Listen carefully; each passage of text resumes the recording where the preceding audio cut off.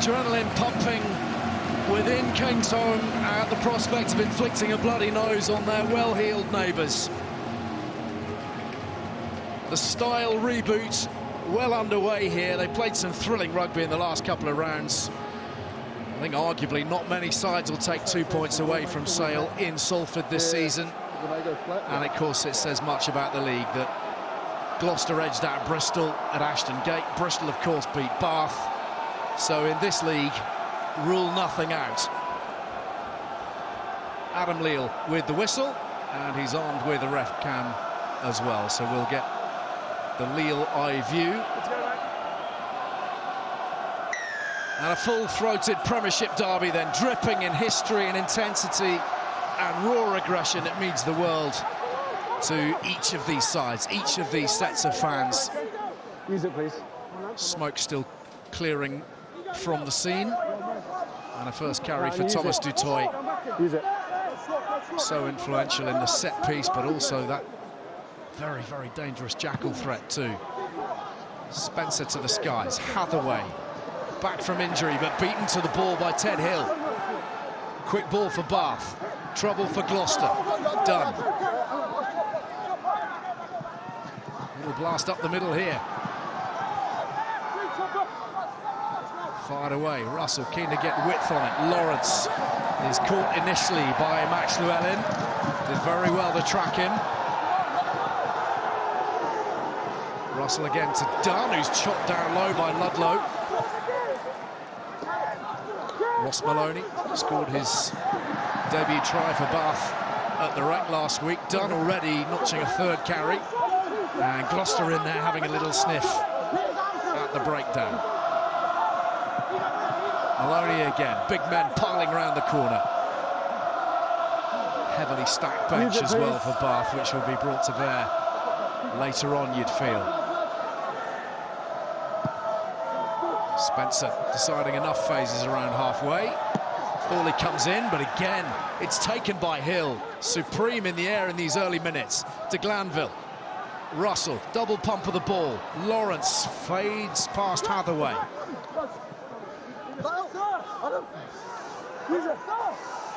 12th phase of possession here. The ball is swept up by Clements, and Gloucester have it as they tear away, but the blast on the Leal whistle. The first of the afternoon. Takes it out. Takes a big old chance. The ball has been booted out of the ruck. He's got to hook that backwards.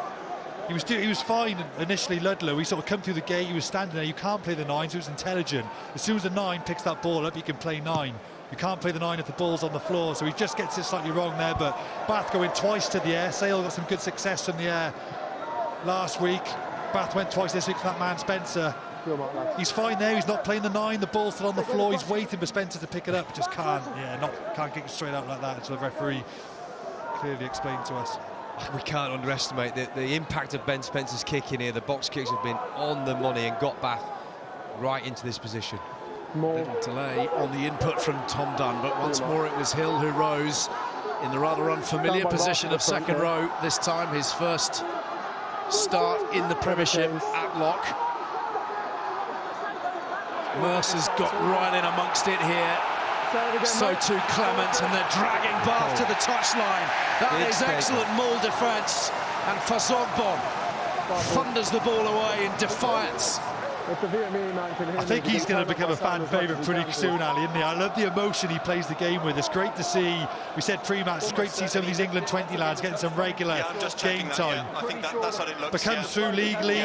This is what the fans want to see. You want to see your players caring on big derby games like this. For Sogbon, I've loved his attitude so far starting this season. I think he's already a favourite after the Ashton Gate situation and his fabulous duel with Ellis Genge. A little wave. Ellis didn't realise about the wave until after the game. Into the midfield come Bath and Ollie Lawrence, who's having another excellent start to this campaign. Surely will be the fulcrum of England's midfield for the autumn internationals forthcoming. Live on TNT Sports, of course, as Bath bear down on the try line. 4 minutes on the clock, playing with a penalty advantage. There's also a no-arms tackle in there, Adam. Thanks, mate. Spencer glances up. Russell wants it. So too Lawrence tries to free the arms up. Spencer again. Barbary battering onwards, but what a tackle that is. Urbano now. Helped on by Bayliss. Has to feed the ball back. Barbary sizing up that try line and battering forwards. Can he get it down? Adam Leal is right there. Couldn't be closer. Time off. Quick check, Tom. I believe he's knocked it on over the line. I just lost sight of it. If not, we're coming back for the penalty advantage for no arms tackle. So on-field decision, no try. We've got one angle to show to you. The ball is actually lost backwards, but the game has stopped anyway, so you will be going back for the penalty. Okay. Here we go. Thank you. One more angle. This will be a good one, you'd think. Oh, it's really unlucky from Bath. They're so comfortable just going through the forwards phases, picking and going, picking and going. They've looked to threat nearly every phase. Lawrence nearly scores. And eventually they drop the ball over the line. It's really unlucky. Yeah, that's what we're looking for, yeah. Yeah. See, I don't know if you picked that up, Ali, but it's a no-arms... Well, they're looking at this no-arms tackle. I thought there was a no-arms tackle on Barbary as well. Yeah, we're just getting that. Cheers.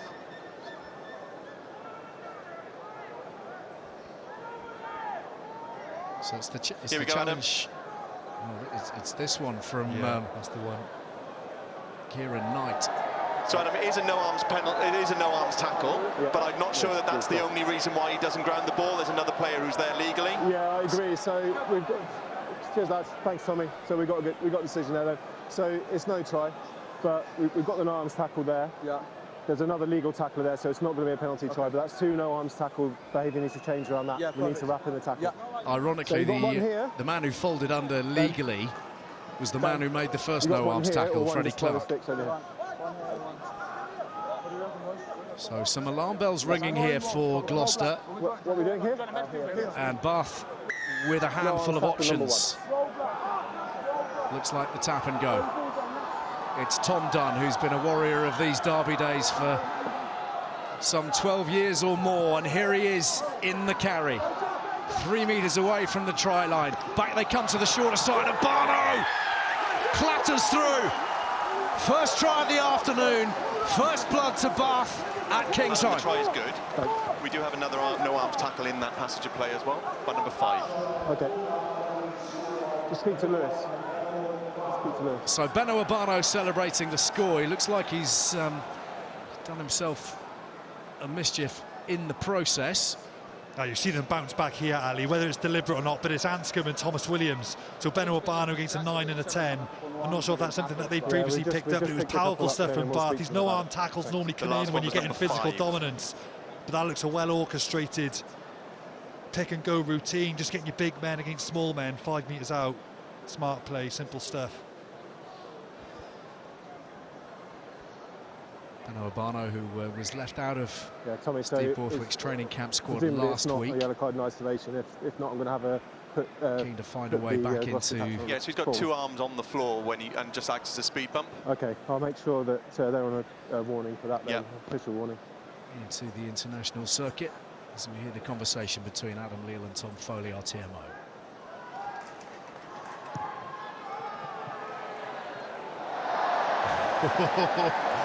We'll be happy about that, Ali. All eyes on Finn Russell.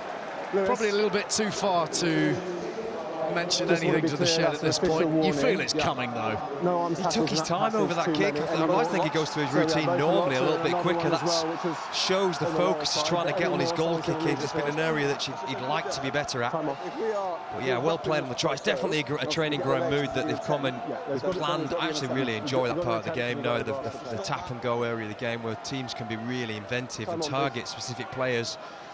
When it comes off, it's perfect. De Glanville gathering the restart, elusive as well until he finds Faz Ogbon in his way. Barbary. Very clear job description for Alfie Barbary and indeed Jakob Coetzee from Johan van Grant. Repeated heavy carries. And they've got this unique ability to beat that first defender, which is so priceless. Hathaway overran that. Fortunately, Tomas Williams was there, and Mercer now is opening things up. Atkinson, Carreras, Llewellyn running onto the ball beautifully. Thorley now. Good tackle made by Lawrence on the gain line. Fazogbon holds that up for Knight. Advantage, clearly slowed the ball. Jackling with the advantage now. Atkinson got it away. Anscombe, Llewellyn, Hathaway steps on the gas. Plenty to do here. Keeps it alive brilliantly. Llewellyn! Gloucester in full cry. And that is the new Gloucester. Here at Kingsholm, in front of a full house. That's what they're all about these days. Top work from Gloucester, just shifting the ball. This is how they want to play this season. Llewellyn gets the try, but it's a complete team try. We just see some of this attack. It's fast. Fazogbon gets the ball away, just moving the point of contact all the time. And here we see it again. As soon as the penalty, the ref arm goes out, they're willing to play, shifting it. They've got numbers on the outside, but there's still work to do here. Holding the ball, perfect timing, get to the edge, find an offload. I mean, it's a great offload on the inside to Llewellyn. Just what Gloucester would have wanted. Well, brilliant acceleration from Hathaway, but the wherewithal is probably the most important thing, Sam. The thing that's caught all the eyes of both club and country coaches.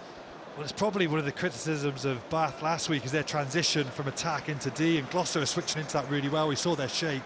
Seb Atkinson stepped in at first receiver. Gareth Anscombe folded out to give that extra numbers, plays a second receiver to get that width. Okay. Really nice attacking play. Carreras back from the Rugby Championship, back on the daily beat and slotting two to draw Gloucester level. Glorious stuff this, Chris. You take, as a team, you have a plan, and when you come out here, and when it comes off the way that has for Gloucester, you just have more certain belief in the way you want to play, and you trust your attack even more to get a try like that so early in the game. 7 points each. Some 9 odd minutes gone, and a little bit of disruption for Gloucester. Freddie Thomas has come off for a head injury assessment. Miles Reid has grabbed the ball for Bath in the danger zone. They've got an advantage, and they're building again. Could be one of those days. Out it comes from Russell. Oh, it was big. It was really big, and if we're honest, it probably should have been held by Will Butt. Number 10 all the way. Fair Jackling. That's one of those passes that I'd love to play with a Finn Russell. You've got to expect the unexpected from him. No one else is expecting him to throw that 15, 20-metre pass. But as a winger, I would be waiting for a pass like that, but just wasn't quite ready for it. That's how you're going to find gaps in these games, when no one else sees it, but you've got a player like Finn being able to throw a pass like that. You've just got to be prepared for whatever can come at you. Expect the unexpected at all times. But, they were playing with house money to some extent. They had the advantage, and Russell will surely slot this in due course. On that, Ashley, what do you think as a winger? Do you look at like the numbers in the defensive line when you need to be deep or you need to be flat? What's going through your mind as a winger when you're on that touchline? You're always anticipating, and if there's half a yard of space, you've got to think, what if Finn throws it? Because there's just enough room for you to get round, and that's your own picture. And with a player like Finn, you've just got to hope he sees it too, which he did, but wasn't ready. To be fair to Butt, he's probably not been in that position too much this season, being at centre. It's just a slight adjustment on him expecting it. Yeah, they've got some issues in their back three for sure. Bath, as we see a shot of Matthias Alemano, who's come on in place of Freddie Thomas. Alemano wasn't even in the 23 at the start of the day. Freddie Clark not making it through the warm-up. Here's Santi Carreras to the 10-metre line for Gloucester. Anscombe, Mercer, lovely tip on for Clement. Really come on this season, Jack Clement, making some big strides on the flank. Mercer again, Anscombe, Alemano on the angle. Anscombe, kick pass for Hathaway, and it was on the money, and the challenge from Evans. Hathaway charges onwards. Come on. Adam Leal just a little bit slow on the actual whistle blowing. He's got him in the air there. 22 Gloucester on a 5. They just took him a bit early. 10 metres, please. Wait, please. That variation again from Gloucester attack just keeps the back defence guessing. You think you've got it under control, and then if the crossfield kicks on the money like that, you're backtracking again 10, 15 meters, and you end up giving a penalty away because you're just slightly off the pace. So that must be hard as a winger, because you probably want to be front line thinking that they're going to go wide like they've shown in the last 10 minutes, but then you've got to cover that crossfield kick as well. It's smart play from Gloucester, and they had such good speed of ball as well. Bath need to get their players like Reed on this ball to try and slow it down. When Gloucester do attack, it's very quick at the moment.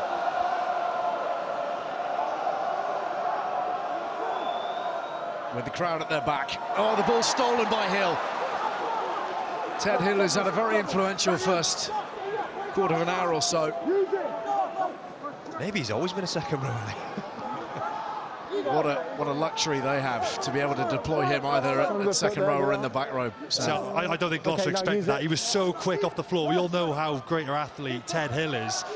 He's already taken a couple of high balls from Ben Spencer's box kicks, but he's such a supreme athlete. I don't think Gloucester thought he was going to get up at the front that quick.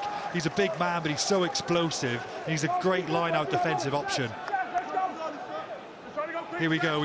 It's a great read as well. He was ready to lift, but he also turned. It's great recognition. It's what they call a mirror defence, so he can turn and lift behind him. Gloucester go to the front. He moves really quick, and he knows then he becomes a jumper. So it's a really good read from Bath. Just brings so much all around the park. Leadership as well, of course, having been captain of Worcester. Hits Thorley off his wing. In fact, he's switched wings with Hathaway, and he's come tearing through the middle, setting up this field position. Bath at 6s and 7s here. Reed makes a desperate tackle. Williams, Mercer. Oh, surely the block. Number 7, tackle off the ball. And the tackle off the ball has gone against Miles Reed. Gloucester were really ticking. Mercer's gone full Zinzambrook there, I think. Thought he could do it all. He just didn't need to. I get that he's that good of a player, that he can see passes like that, but that's one of those points in the game you've got to trust other players to do their jobs. Give the ball out the back to your fly half and let him through the pass. So now it's with Mercer. Fazogbon to his right. Instead, it's Llewellyn to the left. Advantage. Big tackle on the Welshman, but an advantage again in behind the cherry and whites. And they've got some manpower and some muscle here. Driving to the right of the posts. Another advantage, a second one. Adam Leal trying to get into position to see something.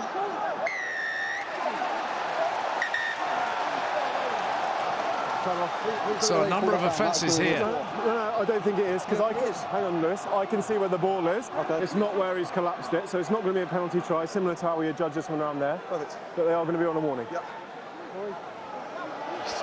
Well, hello. Redpath and Bayliss and Williams and Dunn. Not entirely sure what sparked that, but it's Derby Day. Of course it's fighting. I've played with Thomas Williams. He's a Ronda boy. He won't back down. I think Gloucester fans will love that. He's got a bit about him. Bath player just kicks the ball away. We have a look here. Thomas Williams might have to pick it up. It looks like Bath are going to kick it away. Is that Redpath? Yeah, he's got that about him, Cam Redpath. He just likes a bit of niggle, but he'll just slide out the back door and let everyone else crack on with it. Classic backs. Yeah, no worries. That's 3 very quick consecutive penalties in this area, finishing with a more collapse here. We've then had a player kick the ball away just as they're about to grab it up. That caused everything thereafter. Any more like that, someone's going to leave the field. A warning to Ben Spencer. Yeah. Asking for that moment to have a word. Lads, this is... You're going to tap, okay. Yeah, don't worry, we're stopped anyway. I'm not sure about this. I know as a captain you want to have that moment, lads, but really, why are we go. Pausing for this? They know what the message is. I agree. Let's go, lads, I agree. I don't blame Ludlow for questioning the yellow card as well. There was a few penalties then. It was quite cynical. You don't see that maul set up 5 metres out. When it gets going, it's so hard to stop. You're going to have to almost collapse every time. But we go again. Mercer to the left, to Clement. Tackle made again by Reed. Very, very close to the line. And Bath having to wait. Spring-heeled Mercer. Just a little bit of indecision. And the ball squirts out and is dropped on by Abano. And Bath have recovered it. And Russell puts a scruffy kick down the track. But somehow it bounces past Hathaway. Now then, let's have a look at the speed and this footwork. Singleton for Gloucester, 40 metres further back. They'll be kicking themselves. Mercer again, a little bit isolated. Anscombe, Carreras. Heavy traffic there. It's definitely a player they've missed, Ali. Carreras back in this Gloucester team. He's just adding so much more to the Gloucester attack. Gloucester holding on, and Alfie Barbary sets off and tackled, certainly not 10 metres by Thomas Williams, but regardless, Bath pull forwards again. Can't take your eyes off this for a second. Another penalty. Williams was penalised, ultimately. It was about 6 metres. Yeah, neither team seems to want to really get control here, so it's like... I'm laughing at the forwards sucking in the air like their life depends on it. It's frantic. I understand. My view is that if it's clearly cynical, I think he's just got it a little bit wrong. If it's clearly cynical, it's a different story. And I'll treat you the same. Thank you. 2 weeks ago, the yellow card in the game. That's 2 weeks ago. Let's go, please. Finn. He's trying hard. Moving, please. Is one more step there, Ben Spencer, just showing ref the card symbol?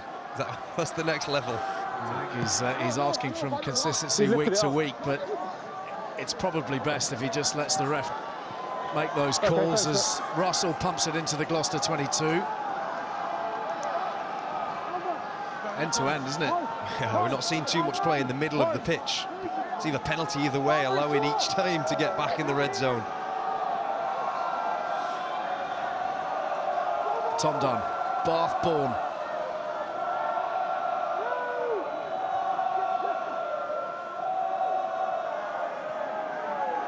Delivery's good and Bayliss is onto it, and here's Reed and Barbary.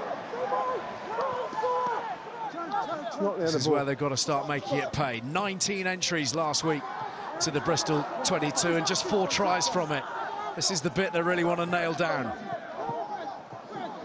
Pressure into points. Abano, snared by Singleton. Whipped away. Red path, Lawrence on that short line. Oh, wow. Stripped of the ball and Atkinson's away. Being chased down here. He's having to run sideways to the support. Thomas Williams is there. Hold on to your hats, people. It's going to be one of those days. Alamano, still alive. Still dragging that ball forwards. No. Williams races into position. Anscombe, Mercer. Carreras. Oh, now he's been stripped. Knock on and tackle. Knocked on, and everybody can draw breath. Goodness me. That was a great shot from Max Llewellyn originally, wasn't it? I think it was Ollie Lawrence going for the short line. Max Llewellyn has a great read, steps in, puts all his weight behind him. Bang, left shoulder shot. Forming up. We'll see where and then Seb Atkinson runs away with it. Yeah, Seb Atkinson does really well actually from here. He does the strip, but he doesn't run away from his support. He runs to his support. He realises he doesn't have the legs. Thomas Williams is all good nines. Is he getting going to be very close to the shoulder. It's actually good composure from a line break. A lot of young players get excited there. Try and throw a wonderful pass or do it all himself. He does well, buys time. Thomas Williams does it, but they just can't recycle. A great shot from Max Llewellyn. Well, it's been high octane, as we expected. Fantastic entertainment, and so much to come, of course, still today.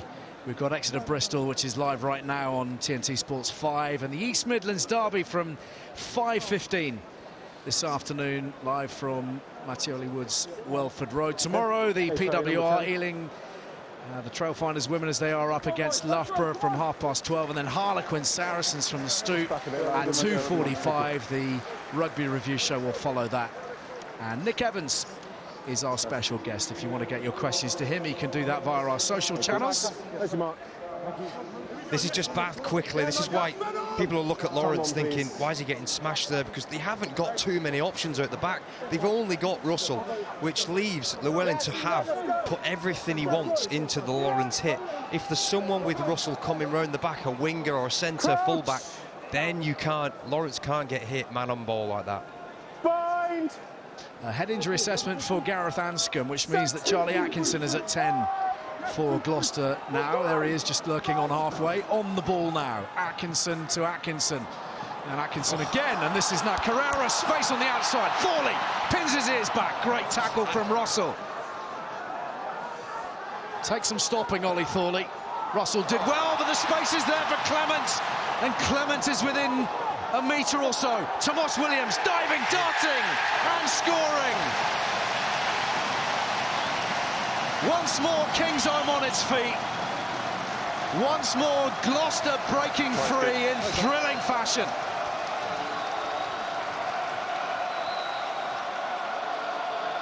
All starts at the scrum, the set piece. So good first phase attack. The slightness of hand, everybody's doing their job.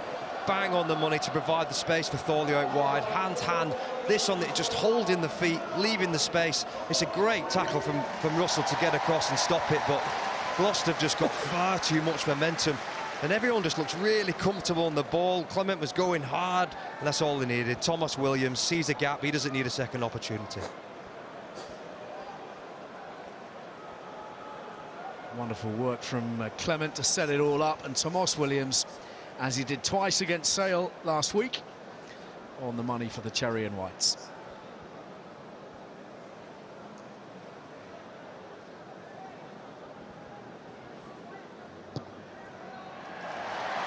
$14 points to 10. Gloucester lead Bath.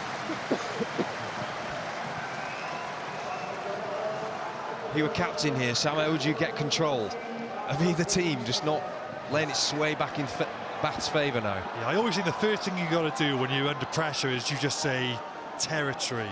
Right, calm down, territory. And that's what Bath did first 10 minutes. Two really good box kicks once they were in the opposition 22 that looked powerful, and Gloucester were doing all those no-arm tackles, which is normally a sign that they can't cope with these runners off 9. So Bath, just think territory, go to your power game, get yourself back in the game. Always in. Not sure quite what happened with that restart from Finn Russell. It was a real wobbler. Here he is moving past Hadaway though, and freeing up Emmons. First sight of Austin Emmons, and a kick that's easily taken in by Carreras, and then charged down himself by Ollie Lawrence. The chaos continues. Yeah, Russell being bold and playing out of his half. Off, number 6. Nice to see Emmons get his hands on the ball. He looks a great athlete. I hope we see some more of him, ball in hand. Wait, please. Good follow-up work from Ollie Lawrence. This is what Bath need now. Just the Gloucester crowd aren't going to get as excited naturally when they're in their own 22 compared to when they're in Bath 22. So just try and keep them down this part of the field. You just want to put a pin in that balloon and just stop that momentum. Momentum will come and go in games. You just got to ride it when it's against you. But territory often gets it back. Put pressure on these line-outs. Try and keep Gloucester pinned back. Shorten line out again. It's Ted Hill making all kinds of trouble for Gloucester, but they have managed to win it back. Here's Ackerman, who's come on for Jack Clement, off with a head injury assessment. Use it, please. We won't be seeing Freddie Thomas again, by the way. Alamano's here to stay. He's failed that assessment. Emmons again. De Glanville. Banged over by Atkinson. Use it, please. Gareth Anscombe has also failed his HIA, so Charlie Atkinson will stay on the field now.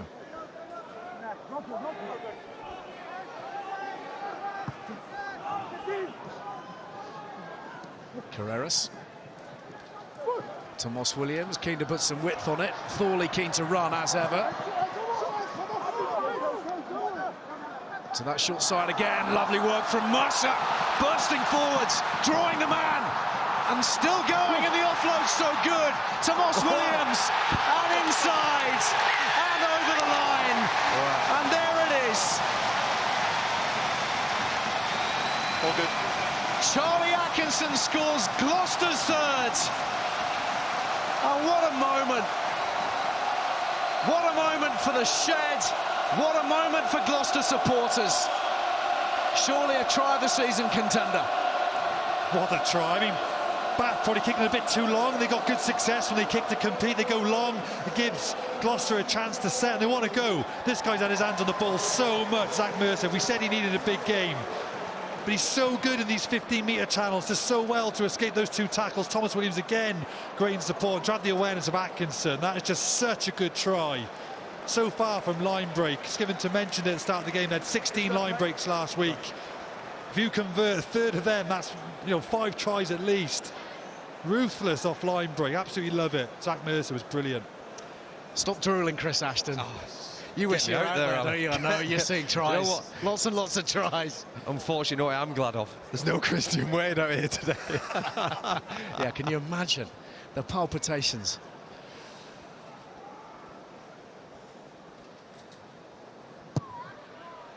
He'd have probably had 6 tries by now, no doubt.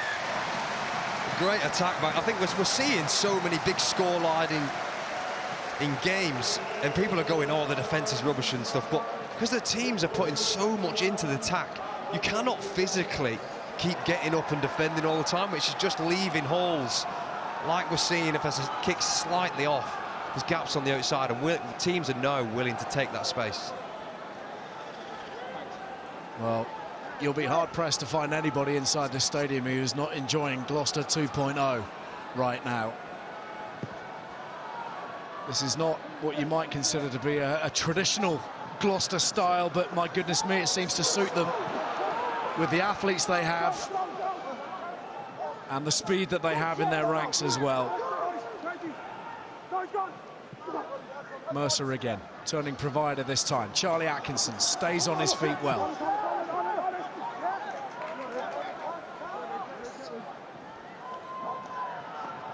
Mercer, perhaps one carry too many, conceivably. This is Singleton. Oh, space in the backfield. And Singleton's after his own kick, gathered by de Glanville. What a tackle that is. A similarly brilliant offload. Emmons, 2 men bearing down on him. And a scramble for possession once again. Done. Clattered in that midfield. Gloucester spread left. Barbary finding holes, battering through Thomas Williams. Bath with their tails up again. Russell, inside ball to Redpath, to Russell. Oh, it's magnificent. Has he rolled and scored? Might need to check that, Adam. Might need to check it.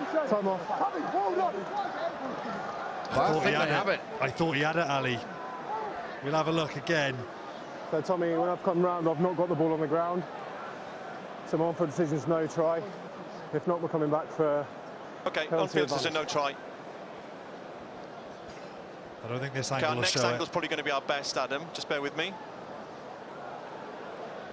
This is our best angle. Yes. Ball is grounded there, Adam. You may award the try, yeah. Thank you, mate. Well, that is a similarly special score from Finn Russell. The interplay, Chris, the link work, just sublime. I reckon Jack Singleton might be apologising under the post to the boys there. I've got to see it though, Finn. I can't well, the game's been open and free-flowing attack, but I reckon the hooker kicking a ball through from his 5 metres off his own try line wasn't in the playbook. I mean, there's Baz ball and then there's that. Well, they had penalty advantage from this. Gloucester didn't roll away again. They're getting caught out for that a few times, but Russell does really well. It's almost like a 1-2 football, but he does really well. He passes that ball inside. Gloucester really need to take him out because then he supports it. But Russell does really well to stay alive. We see this inside ball here. He stays alive. Somebody from Gloucester needs to track Russell. It's too late at this point. It's good 1-2. Don't see that very often. His first ever score in the Premiership for Bath.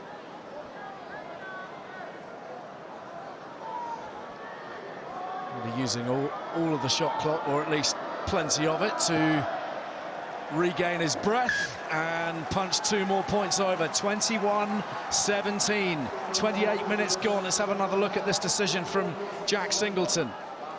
Yeah, this is the slight brain explosion. I mean, I'm here for it. It's my kind of play, Ali. I'm all for it, but just at the moment when you want Gloucester just to calm down slightly and get some sort of control, They're all out attack. The kick was just too far, and it just invited back. You will both have played in matches like this, though. It's infectious. Everybody gets a bit giddy, don't they, Sam? It is. I mean, we were probably both part of, well, mainly my career was part of a fairly pragmatic team where you think, right, OK, let's take some control. We've got scoreboard pressure.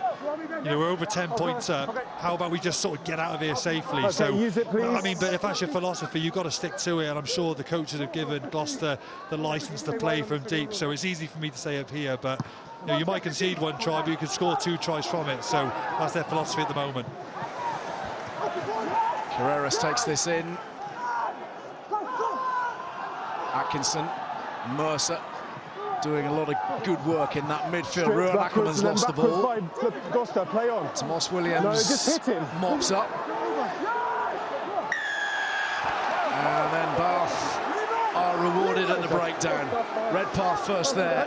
Hang on, lads. Thank you. Off you go. See, Redpath looked off his feet to me. You take his arms away, he's face planting the floor all day. Gloucester could be a little bit...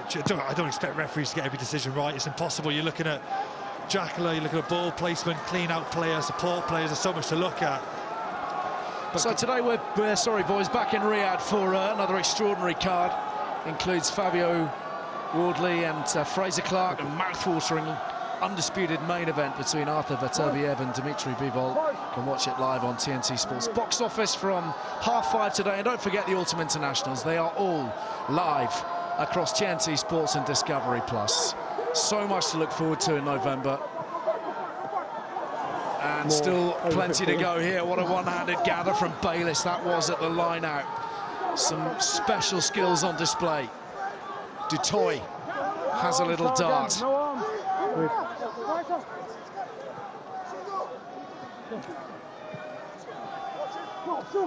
Dunn rummaging onwards, low level.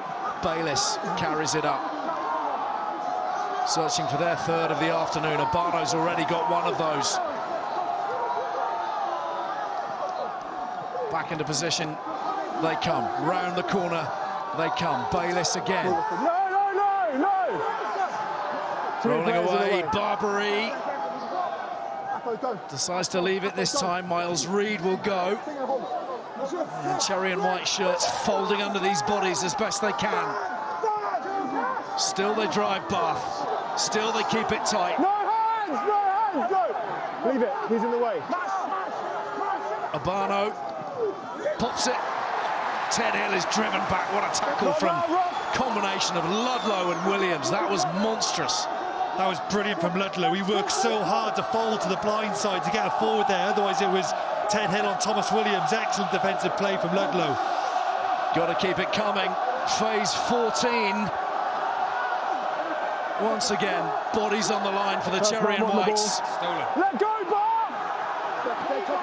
Gloucester have turned it. Extraordinary effort. And for all the tries, for all the fluency in the back division, and for all the drama around the other parts of the pitch, George Skivington will almost draw the most comfort from that little passage, I would suggest. The scrum half put the biggest hit in, I think, on Ted Hill. Yeah, just what Gloucester coach would have wanted to see. Well, Sam, the biggest concern for me watching Bath attack is they're expecting the forwards just to go phase after phase after phase. Not once did Russell look to hit. I mean, you've got Lawrence out there. You need to use him. Just change the point of contact. Mate, 100%. I used to think that as forward pack when you're carrying off 9. Yes. Sometimes you're looking at your big, like even like a Will Butt coming off the wing. Let's check in with Johan van Graan, the Bath director of rugby. He's with Sarah. He is indeed. Well, Johan, it's been an entertaining first half. Were you expecting it to be quite as frantic as it's been? Yeah, exactly what we expected. Both teams throwing punches, big moments on the goal line for both teams. This will be tight all the way. Absolutely. You were caught a little bit cold in the first half last week against Bristol, so you were a little bit more satisfied with how they've approached this opening 40? Yeah, I think we started really well in terms of the first bit going up 10-7, and then they got us on the kick chase on the far side. I'm going to ask you, because I popped my head into the coach's box and you had your black book with you again, making notes. What are the half-time notes? What messages are you going to be relaying? I think keep a positive mindset, make sure we transfer pressure and finish opportunities. OK, I'll let you get back to what you do best. OK, thanks, Johan. Cheers. Thank you.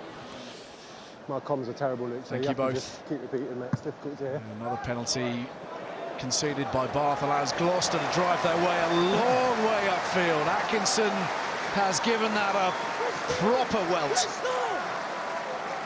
There's that team tackle. Ludlow and Williams, huge. Oh, it's brilliant. And Ludlow as well. He was on the floor one phase before, and you saw him work really hard to get into position, just to give Thomas Williams that bit of extra support.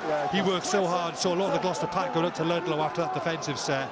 He's had a big impact since he's come back into the team. He has been raging the last fortnight, sitting on the sidelines. He has been throwing daggers in the direction of George Skivington, as the boss described. He's desperate to get back on the field, desperate to prove his worth. And we all know what Gloucester means to him.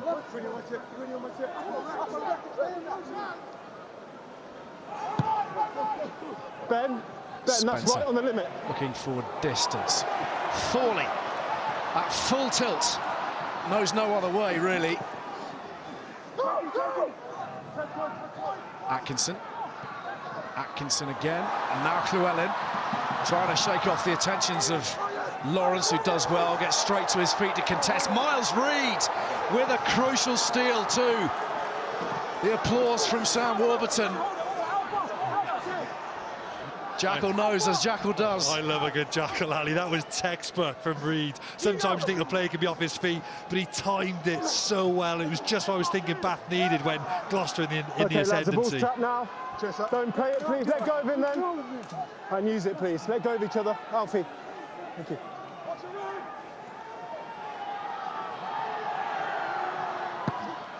This time contestable from Spencer.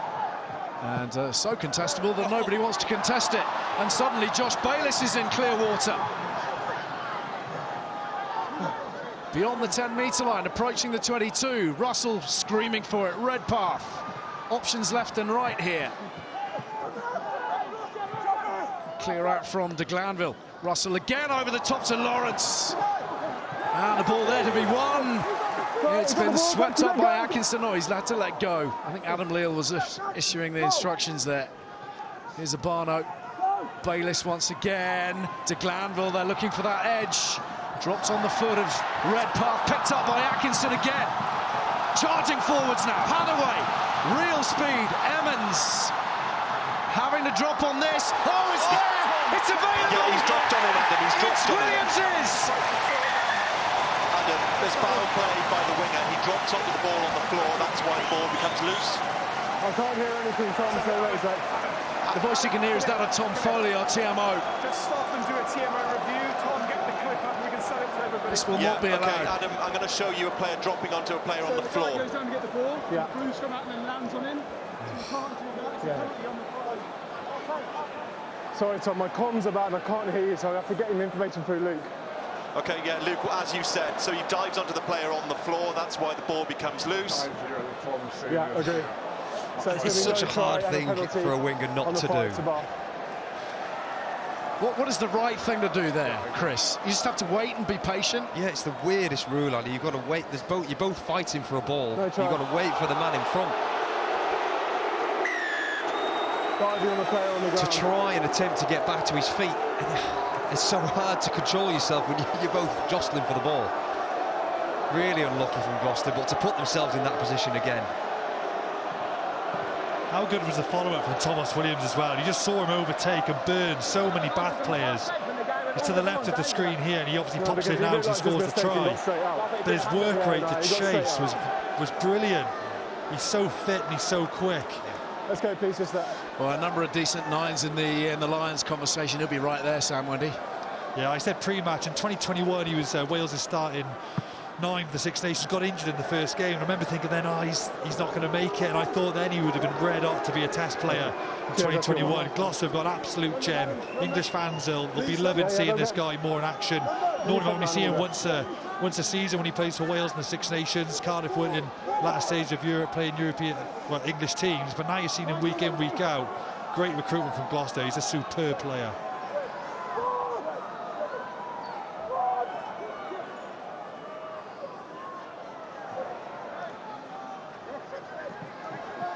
Barbary, the tip on for Reed. Just changing that point of attack, Bath. short pop passes, wide skip passes. Lawrence, power in contact. Maloney had to just check his run there. No! Stem that momentum that they were building. This will go the way of Spencer's boot. Just make sure your man's out the other side first. Well done, well released. He's got underneath that a little bit. There's a slight breeze there as well. That's come off Ted Hill's head. And it's gone forwards from Bath, and Gloucester will take the put in at the scrum. Everybody breathe. Ben Spencer's box kicking's been a big part of this first half, and this box kick is so short. Carreras is 40 metres away from the ball. You'd think by now, we are 37 minutes in, he would have realised to come up, because with Bath are kicking them short on purpose. You've got a player like Ted Hill, who's nearly collected all of them so far today. You've got to come shorter to try and get on it. 38 minutes in, second scrum. The first one was ridiculous. Let's hope the second one's the same. Bind. Set. Fazogbon wrestling with Abano on this near side. A lovely little battle within a battle. Seb Atkinson to the line. Mercer. Not just goading those defenders onto him. Atkinson spreads it wide. Thorley, plenty of attention on Ollie Thorley. Searching for the hole. There it is. Half through it. Advantage. And Bath infringing at the breakdown. The ball left in behind, swept up by Llewellyn. Still with the advantage here, Gloucester. Mercer. Atkinson takes man and ball. Carreras, the handling, well back behind the gain line, and then the blast Number 7 on the whistle. 20 metres infield from the other. Thanks, mate.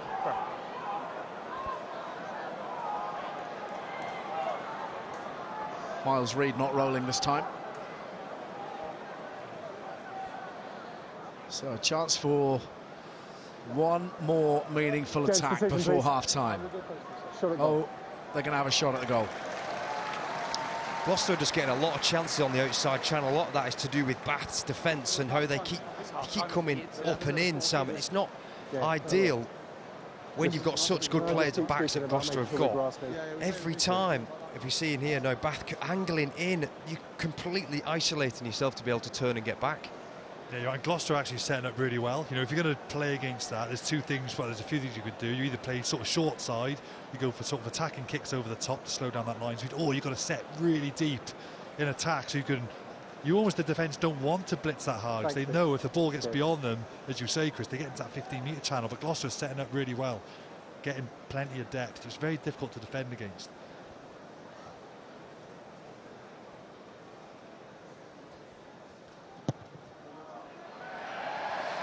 Carreras on target again for Gloucester, and that's half-time.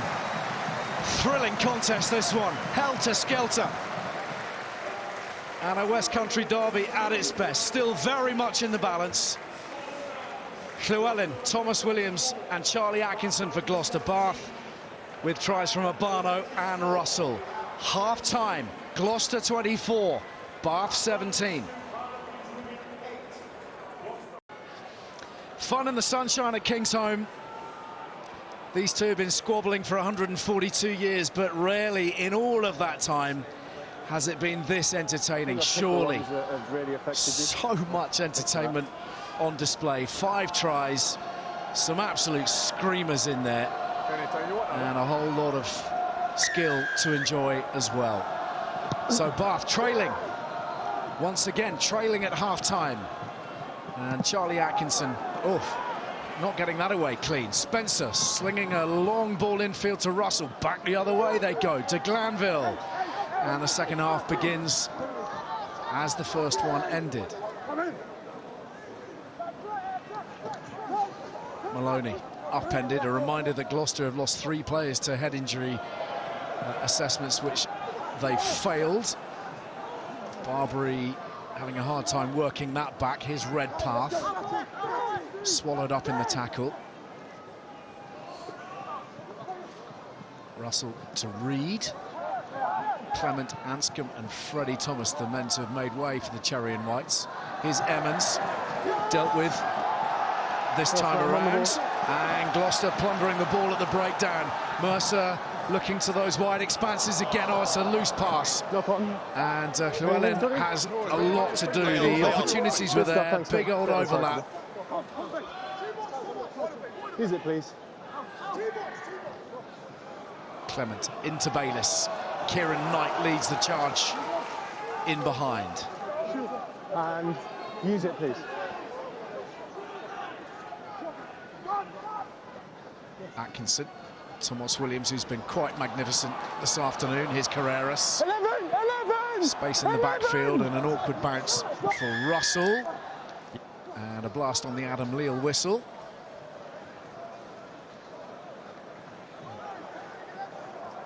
An offside decision on... 11. Offside in front of kick. That was a great read from Hathaway, and the turnover was excellent from Sogbon, but I just thought from a winger's perspective he jammed in so well there. Oh, this is Thomas Williams that we're saying. Look how wide he gets with that pass. He takes out 6-7 players of the Bath defence, which then creates the opportunity on the outside. Just by having the awareness of space and how he can affect the defence, creates an opportunity from nothing really for Gloucester. Well, he's been arguably the single most influential figure over the last couple of weeks. Gloucester look transformed with him at 9. But now they have to defend. And Bath will like the look of this situation here.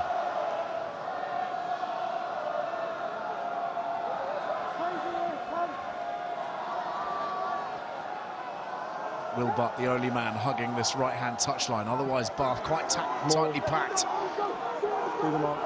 around that shorter side and intent on keeping it with the big boys for now. Barbary breaks away. Spencer rumbling around the corner is Maloney. Dutoy, brilliant leg drive. Oh, Abano again! He's found a way through. Yeah, I'm going to knock you out. Just scurried his way towards the try line. And that's 2 for Benno Abano this afternoon. And Bath are back within 2 with the conversion to come. They've looked so good off the pick and go, haven't they? Very powerful. Reminds you of round 1 against Northampton. But Dutoy, you said him at the start of the game, Andy, great ball carrier. We've seen him jackal as well, but just that one did the damage. Yeah, I agree. Dutoy there. Somebody needs to get on that ball and slow it down. McDonough's a great clear out. Abano just goes straight away. Generates momentum. That's what you want from your pick and goes. Yes, it's got to be powerful, but it's got to have the goal to generate momentum. Good support from Bath, getting the big boys on the ball. Gloucester haven't got too much to answer for this at the moment.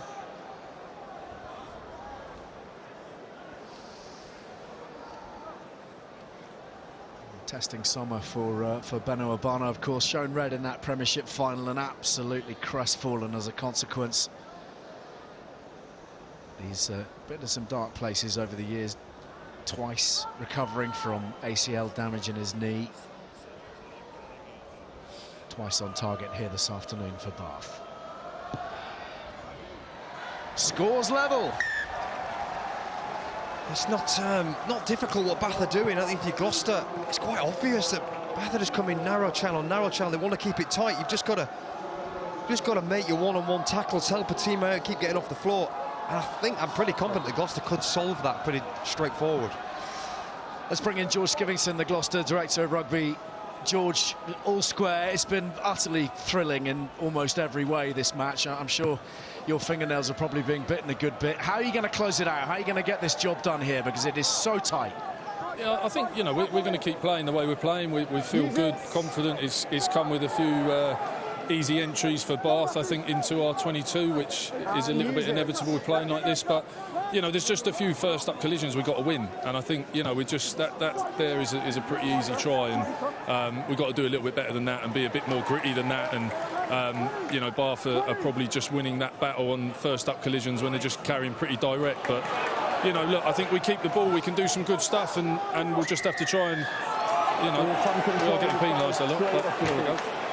Is there a limit to the adventure? Is there a point at which you'd like to see foot on the throat a bit and restore a little bit of order before more chaos? Yeah, I think probably at the end of the first half when Bath ended up getting their, I think it was second try, we'd had a crack, there was probably an opportunity there just to relieve some pressure, and we pushed our luck and lose the ball, and then Bath score. So it's definitely, we're definitely not there 100% yet with sort of balancing out when's right and when's not right. But look, I think we're backing the lads. The message is to go and do it, have a crack, and you know, I'm not going to start sending messages in say, you know, let's play safe, because that's not what we're trying to do. I think if we start hitting Bath first up tackles a little bit better, we're going to be in a better position.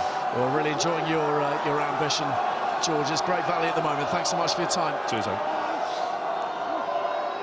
Bath then searching for a bonus point try, and Ross Maloney pops it out to Spencer. Lovely ball for Lawrence to absolutely hammer onto. Spencer, and bodies underneath him. He's offside. Yeah, just double check, Yeah, hang on, we'll check. Stop. Lads, just stop. Flags a try from Spencer. Penalty try, I'm going here, Ali. Just Atkinson was offside and he stopped Spencer from picking and going and getting the try. Well, yeah, exactly. So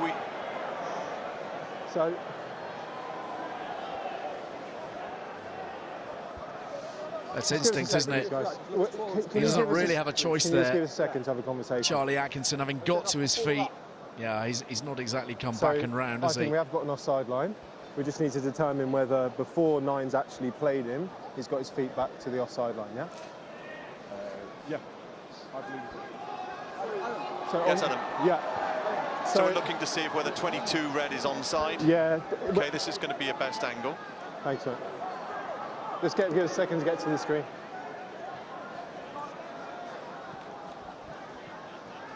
Here's a tighter angle. So he clearly got a ruck there. He's offside. Yeah, he doesn't get to the offside line, and then he's the player that holds it up. Agreed. So that's going to be a yellow card and a penalty try to number 22.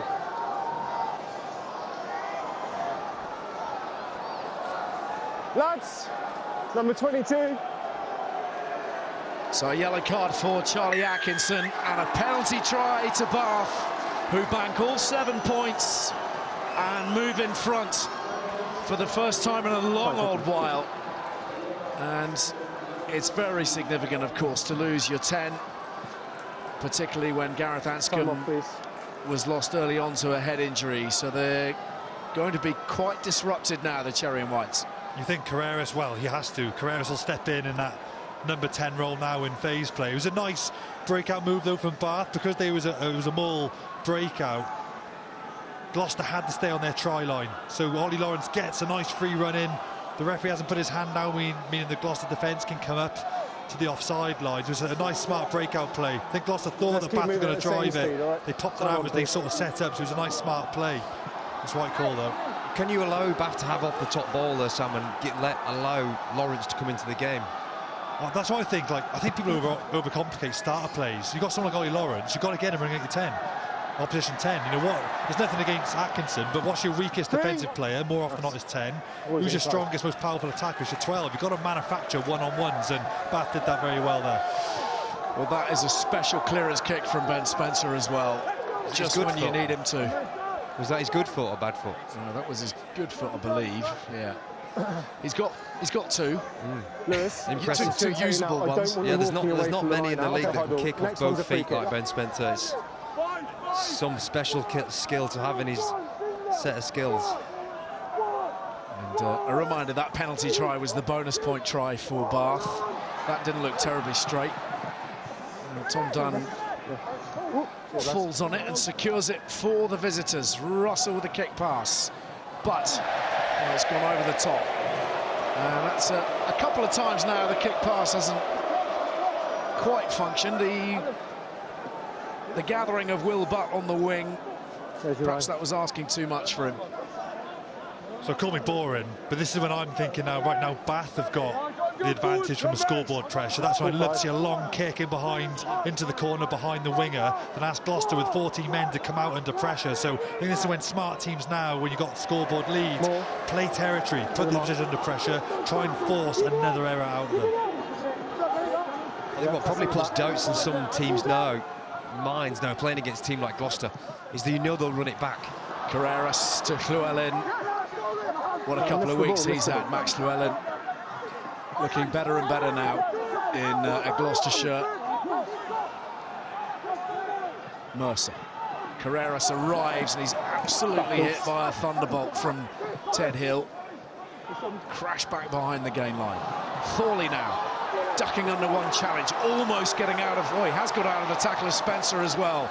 Gloucester back on the front foot as a consequence. The inside channel explored by Kieran Knight. Carreras, space on the outside, Hathaway at full tilt. Couldn't quite get a foot on it to control it. Set off like an express train. You can't fault the ambition there from Gloucester. Carreras looks just as at home at fly half as he does at 15. So unlucky on the outside channel. Thorley gets him some go forward as he does, just rumbling through tackles. But I mean, it doesn't look like much, but him just gaining that extra metre means your next phase is slightly on the front foot. And if that kick is a metre shorter, Hathaway is away. Very exciting young talent. Injured on the Welsh Tour of Australia in July and on his test debut in Sydney, which accounts for his slightly later arrival into the Gallagher Premiership this season. Don't push it into him. Don't Christian push Wade's it been into doing him, all right. Use it, please. He who shall not be named. In the company of our good friend, Mr. Ashton. Hathaway under this one. Once again, another big shot coming in from Ted Hill. He's been class, Ali, absolutely everywhere. Ludlow, the provider this time. Singleton, driven back by Lawrence. A meaty challenge. Alamano, swallowed up by 3 defenders. Atkinson, challenging the line himself this time. Even with a yellow card, Ali, you'd think now Gloucester would just calm down slightly and control the game, but no, they just want to play.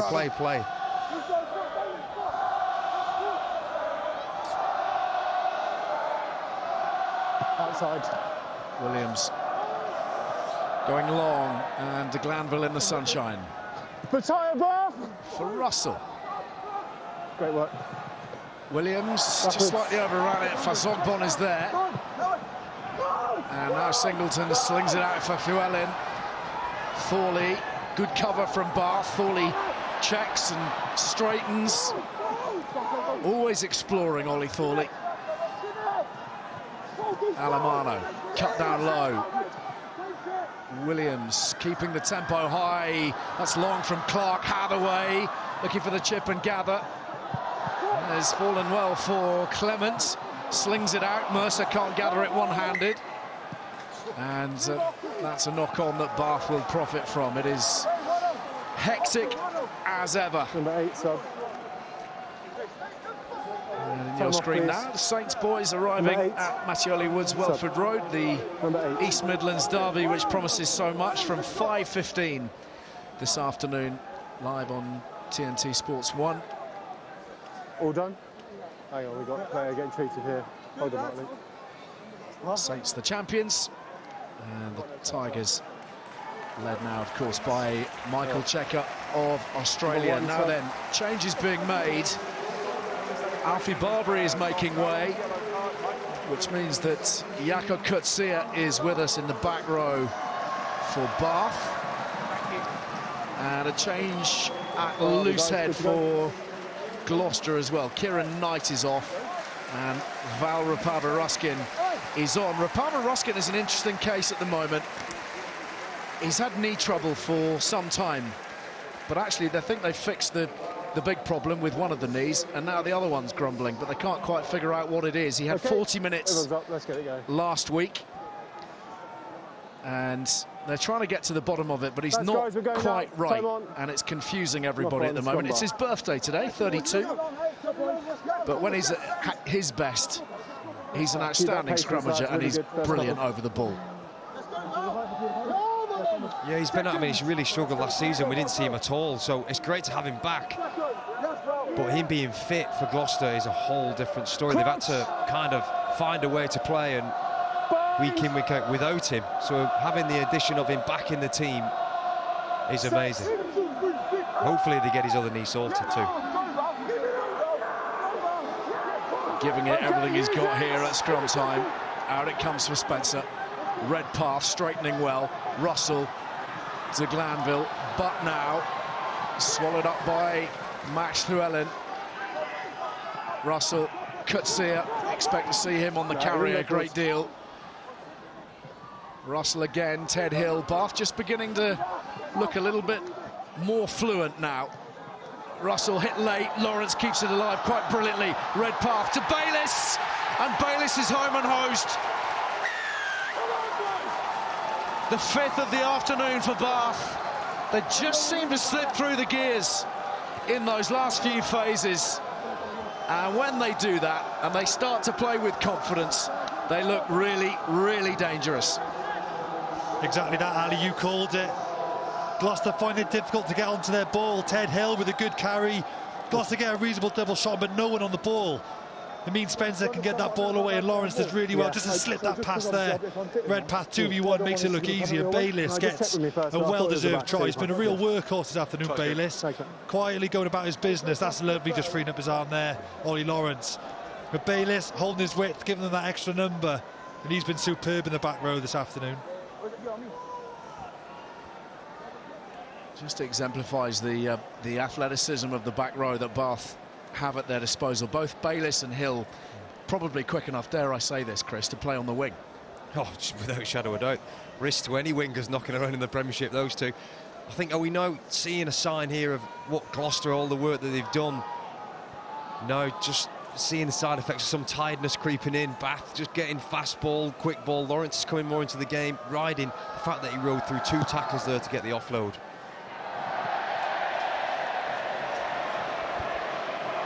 Finn Russell is still not a fan of these Premiership balls. Time off. 2, 3 and 50. 36-24. Gloucester still with Charlie Atkinson in the bin. And Bath have been ruthless in recent times, playing against a team with 14, as we see Josh Bayliss make way. Sam Underhill on in his place. They've scored 31 points in 33 minutes against teams playing a man down. Barton is on for Gloucester. And the ball's gone forwards. So the Cherry and Whites will have an opportunity here to build. Still plenty of time left here. 12 points behind now, Gloucester. 25 minutes to play, but they need to find a second wind. I think from Bath now, if they just get 3 points, it takes them to 3 scores beyond. You know, they have to get 3 tries. Gloucester is 2 impressive players to bring on as well, isn't it, from a Bath perspective. Coach Zio, I think, is such an underrated number 8. He's a phenomenal ball carrier. Sam Underhill, that power's served them well so far when they've gone well in the opposition 22. And, you know, both sides of the ball, both those players will bring it.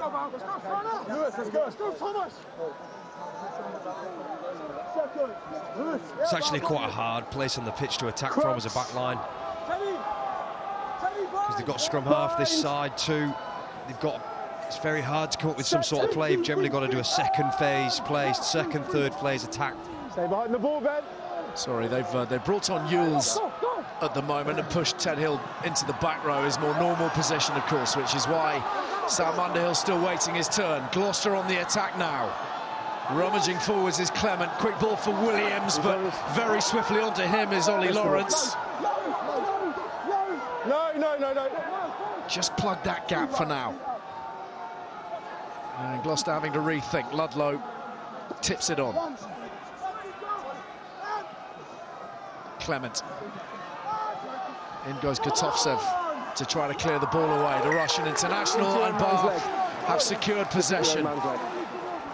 And just when Gloucester were needing another punch, they've given up the ball.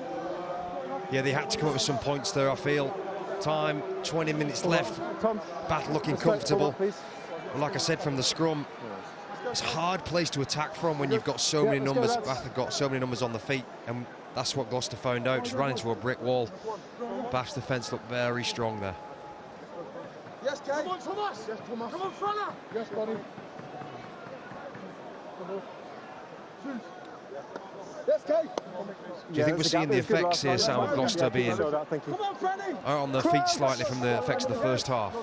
Attacking so much, playing so much attacking rugby. We were talking about this, weren't we? If you're going to fill your attack bucket so much, something's got to give in your D bucket, and I think you can't have both buckets full. You don't see teams with a frantic attack and a watertight defence. It's very difficult. You normally concede, and then you don't have the energy to defend once you've unloaded an attack. You've got to find that balance. So it looks like that a little bit. They need to find some energy from somewhere, whether it's from their bench or it's from the crowd even, but they need something. Maybe from George Barton. Really purposeful carry from the fullback after an excellent gather in the sunshine. Mercer pops it out of the tackle. Clark to Seb Atkinson. Redpath there blocking his pathway, and back we go for the penalty on halfway. It's a tricky one, isn't it? You look at Saints, you look at Quins, the Bristols of this world. They do tend to concede a fair bit. We know Northampton stiffened their defence a lot through Lee Radford's recruitment, and as a consequence, arguably, they won the league.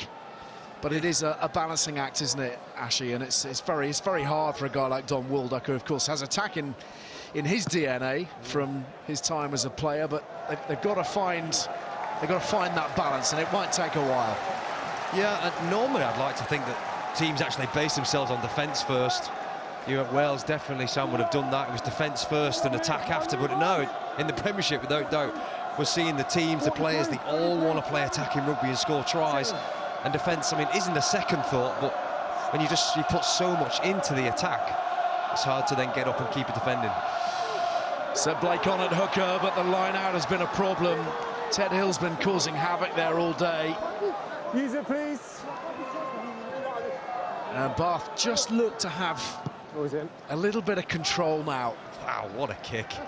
Jeepers, look how long that is. Still moving on that far side, Luke Pearce. That's a huge clearance. There's only one other scrum half, I reckon, in the world, and that's DuPont, that can do a kick like that. He's the 9-9's it. So all eyes on the Blake delivery, and more scrappiness at the line out.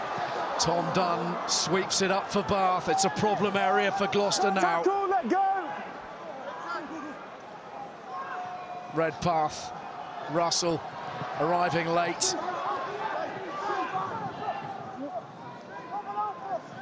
Dutoit. Takes 3 men to bring him down. Spencer. Not on the ball. No, caught by Blake this time. No, Rock was falling, then he went on the ball. Gloucester just having a little look at the turnover potential, but still it's with Bath. Maloney finds Kutsia. Straight off their feet at the ruck, but spreading it wide regardless, and here's Reed hammering into Mercer. Done. Gloucester driven off the ball, but pinged for holding on here, Bath. Cherry and White's breathing a hearty sigh of relief. That's a good turnover. They're gone. They're gone. And Seb Atkinson trying to link with Llewellyn. It's there for Tomas Williams. Back off his hand, lads, and he's in line. Yeah, backwards, bounce forward. Llewellyn. Atkinson. Is there no knock on there? Seemingly not. Blake. Atkinson. Alamano. He's run hard for a man who wasn't part of the 23 at the start of the day. Atkinson again. Thorley appearing in a blur. Never on the ball. No, no. And it's there to be one. Reed was after. He's been penalised for that. That was a marginal call, Sam, no? Well, I thought Ollie Lawrence did exceptionally well to make the cover tackle, get back on his feet. I thought he's still inside the foot. But yeah, the ball was still in the ruck. He does well, Reed, not to dive in it. We can't do that now. That rule's been in for about the best part of the season, but players still dive in it. Watch Ollie Lawrence here. You think Thornley's got him for Gatsby, recovers well, stays on his feet, competes on the ball, that's great. But Miles Reed thinks the ball comes out, we'll have a better look here. We heard the referee in his mic say it stayed within the back foot. So the ball's presented there. Miles. Just a bit too eager. How good is Rapava Ruskin over the ball, sir? Once he's there, you cannot move him. I was going to say before Gloucester had the tap and go, just as we watch Underhill come on for Miles Reed. He survived 2 proper big clear-outs, and he still stayed in the fight. It was a proper jackal turnover. He's an excellent jackler, you're right.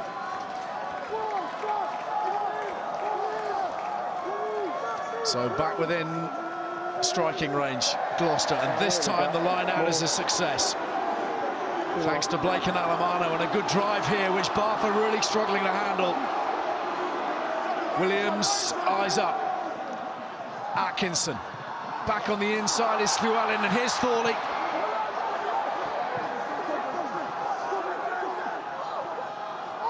Mercer now.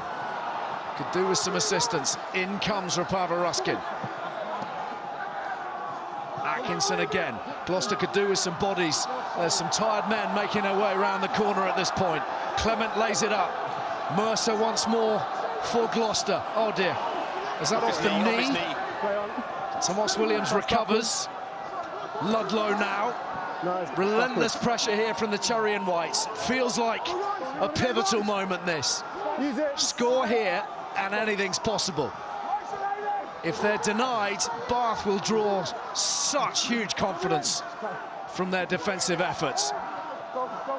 Time and again, Gloucester pour forwards. Clement, upended by Hill. Most phases they've been through in the match so far. Alamano, they're going to have to be very careful they don't get caught without enough players at the breakdown. Got to commit sufficient numbers. Mercer again over the top. And gathered in by Butt, and away come Bath, and de Glanville's gone. Gotovtsev is burnt off, and Tom de Glanville almost certainly wins the game for Bath. What a turnaround. Potentially a 14-point turnaround. Gloucester simply had to get points there. Instead, Tom de Glanville's cashed in. Great finish from Tom de Glanville. It all started in their own 22. Like you said, Ali, Gloucester looked a little bit late, but they couldn't get to the next breakdown. I feel like it was always going to come. I used to love these situations. There's always a chance that it might bounce to you, and you get an 80-metre run in just as Tom de Glanville got there. Got to be ready for them when they come. We mentioned Gloucester looking slightly tired. They did the great try from Bath. They've been shunted around a little bit in the last couple of weeks. On the wing last week, Sam Harris at fullback. We mentioned those injuries to Muir and Thokana Singer, but he's made the most of it today. Tom de Glanville, as we see the end of the day, to a couple of very significant men, Thomas Dutoit and Ben Spencer. Will Stewart off the bench on the tight head, and Louis Schroeder at scrum half for Bath.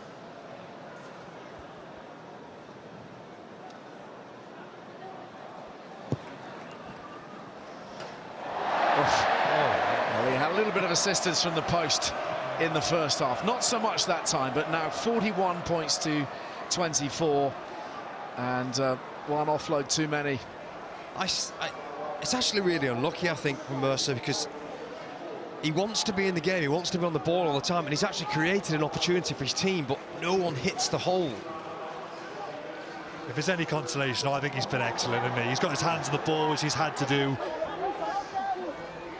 Been very influential for them, so I do feel sorry for him. He's just trying in a time when his team really needs it. No, thank you. We mentioned it a lot, didn't we? But it just felt like they were labouring their way into position, and perhaps had there been an extra little bit of zip, somebody might have latched onto that. Here he is again, Hathaway. Downs it over the top, but arguably blocks on his way forwards.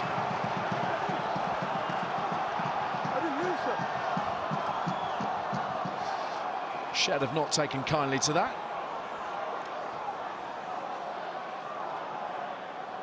If that's what the ball landed, then that should be in. Yeah, you're right, sorry. Ball's marked here. Marked here. How many numbers?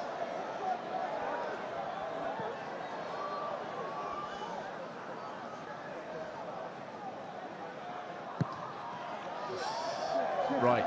I'll stick him on the edge of this Time line. to reset. I keep mentioning it, but there is still plenty of time, as we know. The block on Hathaway, affording Gloucester with that penalty. Sam Underhill, a man of Gloucester a long time ago. Yeah, still there.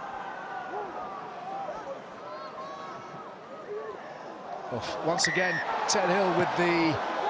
Lads, you're completely closing the gap. I've asked you twice, stay out the gap. Hill with the work in the line out, but unfortunately an infringement there also. So Gloucester on the move. Williams to Blake. Bath shirts there in good numbers for the time being. Thorley wrestles through. Oh, that's magnificent! An act of defiance from Ollie Thorley. Yeah, Gloucester not done yet. Here. Not on Derby Day. Players are there in team, number 5 and number 18 for Bath. Sam, you said, what's it going to be? What's going to be the spark? Is it the crowd? Well, that's it. I think Thorley's just done it. That's found his energy for the team from absolutely nothing. Just rips through 2 tackles and still gets round outside to finish. That's just when we go back on, you'll have 71 one seconds. England international and a second row that he's gone through. Wow. Me and Brian are actually at Driscoll. We're looking at him in the warm-up like, blimey. Ollie Thorley's looking powerful, isn't he? And you can see it in his legs to fight off 2 front 5 players, good front 5 players. That is extremely good power. That's all it is just a missed tackle. But it's a 2v1 against him. It's exceptional power from Ollie Thorley. His 35th try in the Premiership for Gloucester. He's now joint 4th on the Cherry and White's all-time list, alongside one of the favourite sons of the Shed, Terry Fanalua. And Ollie Thorley just might have changed the picture here. We see the medics busy at their work to those Bath men who've been scattered to all parts. Thorley kind of only has 1 gear, and that's full tilt. Well, I think it's something that you've got to, when you've got players like that, you've got to use them more. You've got to get them on the ball more. You know, as a forward, Sam, when you're close 5 metres out from your try line, you do not want a powerful winger coming at you. 100%. That's what I think is an advantage for wingers. They've got such good footwork, getting them off 9 and challenging forward defenders. He's got his hand on the ball 10 times. You know, Ashley is a winger. That's what you want, really. You want to be double figures, hands on the ball, running at tied defenders. The 2 players who are going off now are the 2 lads who actually attempted the tackle. I wonder if they bump their heads as they hit each other. Not sure if we'll have another look at that again. But both HIAs there probably need to be assessed at least. Said to me they're both blood, but I'll get... OK. Plenty more to come this afternoon, of course. Exeter-Bristol is a thrilling affair, as we understand it, from Sandy Park, live on TNT Sports 5, and Leicester Saints from 5:15 later this afternoon, the East Midlands derby. So the Thorley try providing Gloucester with their try bonus point, and this to pull them within 10 points. George Barton.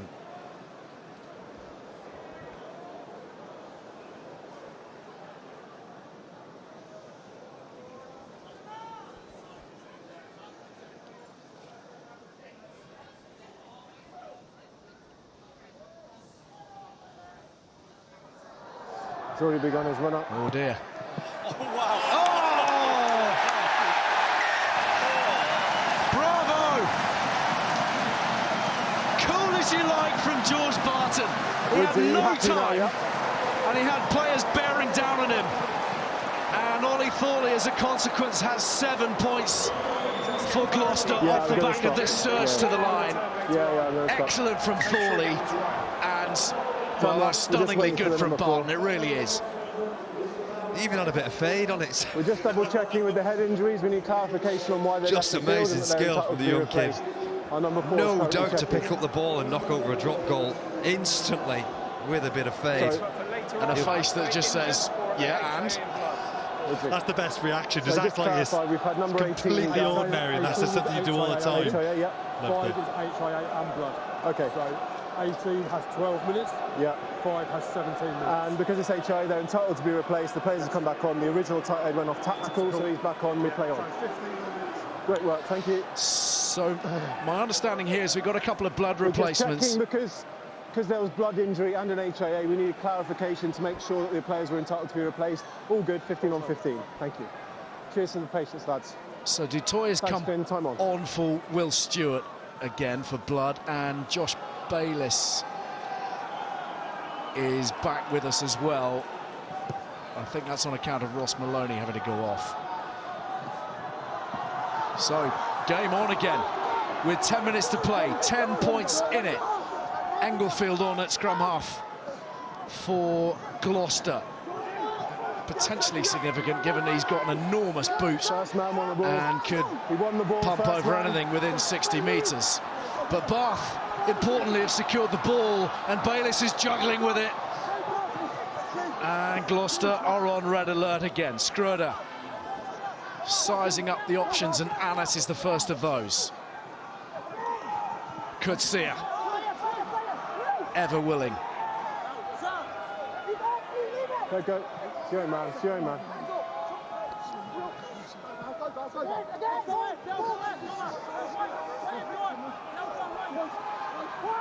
Gloucester ensuring that this is slow progress, at least for Bath, but they are making headway incrementally. Kutsia with another important burst forwards, and now potentially some width, and Lawrence breaking free for a score. A really, really important one. Ollie Lawrence, a brace here against Gloucester last November. And he's dotted down yet again. A superb try for Ollie Lawrence. He's been one of the standout players for Bath. They came from a turnover from Underhill and Coetzee. They did so well. Bath got the territory, put pressure on Indy. Powerful stuff up front as well. They've been so good off 9, but it was nice, as you said, Ashley, that you felt the space has been there for the backs when they've been picking and going. They identified it on that time. Backs just helping the forwards out. 18 metres inside. A powerful finish from Lawrence. He's had a great afternoon. Thank you, on him. Cheers. Well, he's had a great afternoon. He's had a great start to his season. Interesting talking to the Bath coaches. You get a sense of the drive and the hunger of Ollie Lawrence, who, by all accounts, had a really good campaign last season, but he was quite disappointed by it. He felt he was better the season before that, when he came in mid-season from Worcester, and he really did tear the place up. But you get an idea as to the competitive nature of Ollie Lawrence and the ambition and the goals that he set himself.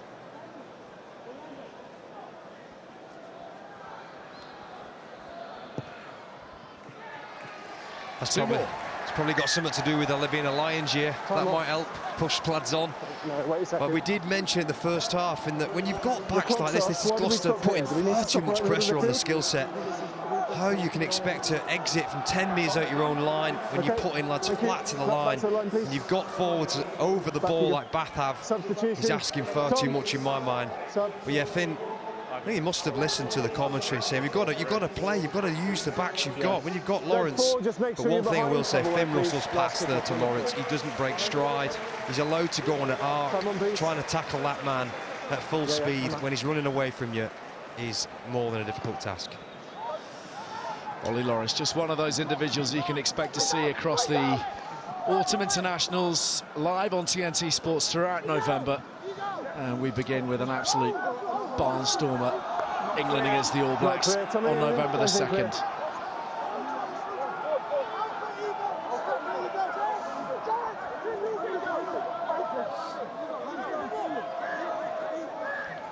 And use it, please. 7 minutes left to play. This Bath's biggest ever score at Kingsholm, as well as Gloucester have played. That's a hefty tally in the points against column. Atkinson to Clement. And Seb Blake beyond 10 metres. Bath with good numbers, and up and over the top they go. Llewellyn bouncing off Ollie Lawrence. Englefield whips it away. Gotovtsev ducks, and there's work to be done here by Seb Blake. Clement, the tip onto Clark, and Clement again, and then a fingertip from Redpath. That's going to be yellow. He knows it. It was an instinctive reach. Well, I've got that, leave the field, time off.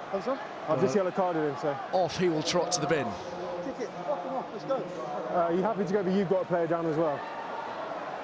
Why? I think you, no, come on, man, you got 2 down now. Yeah, but you got 2 down. The one thing for Gloucester that could be an issue as the season progresses is if teams know that you're going to relentlessly play out from your own half, they're going to set up for that defensively, and that becomes harder and harder to be able to get out your own half. Hitting the balls and look at, oh, nasty, okay. You've got to have a balance, right? You've got to be able to kick and play out at the right time. Well, if you're a defensive coach, you know, you're going to say if a team is playing that often, then you're going to load up your front line and maybe not have as many players in the backfield. You might have your 2 to cover the 50-22, but you're never going to drop 3 back. You just say, right, winger, get up in the front line, close off that pass out wide, close off that 15-metre channel. So by just having that kicking option, as you say, actually, you're just trying to open up the field, and when the time is right, that's where good tens see the space, whether it's in backfield, whether it's out wide, but show a few different pictures early on, just to make the defence think. 12, did a bit knock on. They're also going to keep having to go really hard at the fitness, aren't they? If they're to play this style of rugby relentlessly, they can't be brilliant for 60 minutes and then fade in the last 20 each time. It's asking a lot, but as we keep saying, it's an evolution. Jules Skivington is clear, it's an evolution, and it will take time to mesh. In the meantime, it's been very entertaining to watch, and I think Gloucester fans, if they're going to go down, would like to go down fighting, seeing some high-quality scores, and they've definitely seen that today. Maybe there's more to come. Bayliss is locked in. Englefield can't get access to the ball. And Bath do the necessary. Ewells and Bayliss and Francois van Veek. And Gloucester thwarted. Done well at line-out time, haven't they? They didn't compete on that occasion. They have competed really aggressively. Ted Hill, notably, going up in the air a lot, doing really well. But lost. There we are, 5 line-outs. 5 line-outs lost, and that's another one from a maul. But if you're going to play against Gloucester, it's either kick to compete, stop them counter-attacking, and stop them playing from source, from set-piece. And for the most part, Bath have done a good job at doing that, just denying them attacking opportunities. Has Gloucester's line-up been affected by the changes that were early on? Yeah, it could be, and you know, if you lose a line-out caller, that's a big job as well. They've called on Ted Hill a couple of times. He's extremely quick off the floor, as I've mentioned this game. So losing your caller is a big thing. Calling a line-out's a high-pressure role. You've got to get that right, read the opposition line. It's tricky. Scroder injecting a bit of life, and Bayliss, hitting the gas brilliantly, and here's Emmons, tackles himself on the 22. Well left, he went off his feet, well left. Step. He went off his feet, he did a really good job to leave it. Russell did really well to cling on to that. Swiftly back into position now, ready to be in support for Ollie Lawrence, who is brought to the ground, and Gloucester are doing their level best to slow this ball up. If nothing else, they've given up the penalty. 12's off his feet, he had the sense to leave it, you stayed on the ball. Seb Atkinson and Val Rapava-Ruskin, the guilty parties. I think it was Rapava-Ruskin, actually, whose activities eventually led Alan Leal to blow the whistle. Just enough here to see Ollie Lawrence, how much he wants it this season. We are 77 minutes in, and he is hitting that ball as hard as he possibly can. Yeah, you might not be... I might have thought it'd be okay for him to just avoid that one. No, he is flat at the line, 77 minutes in. Well, it's that kind of game, isn't it? You're either all in or not at all. And Ollie Lawrence exemplifying that this afternoon. 7. He's had another good day at the office today, which Steve Borthwick, the autumn internationals were in the con. We're really pleased about. We need him firing.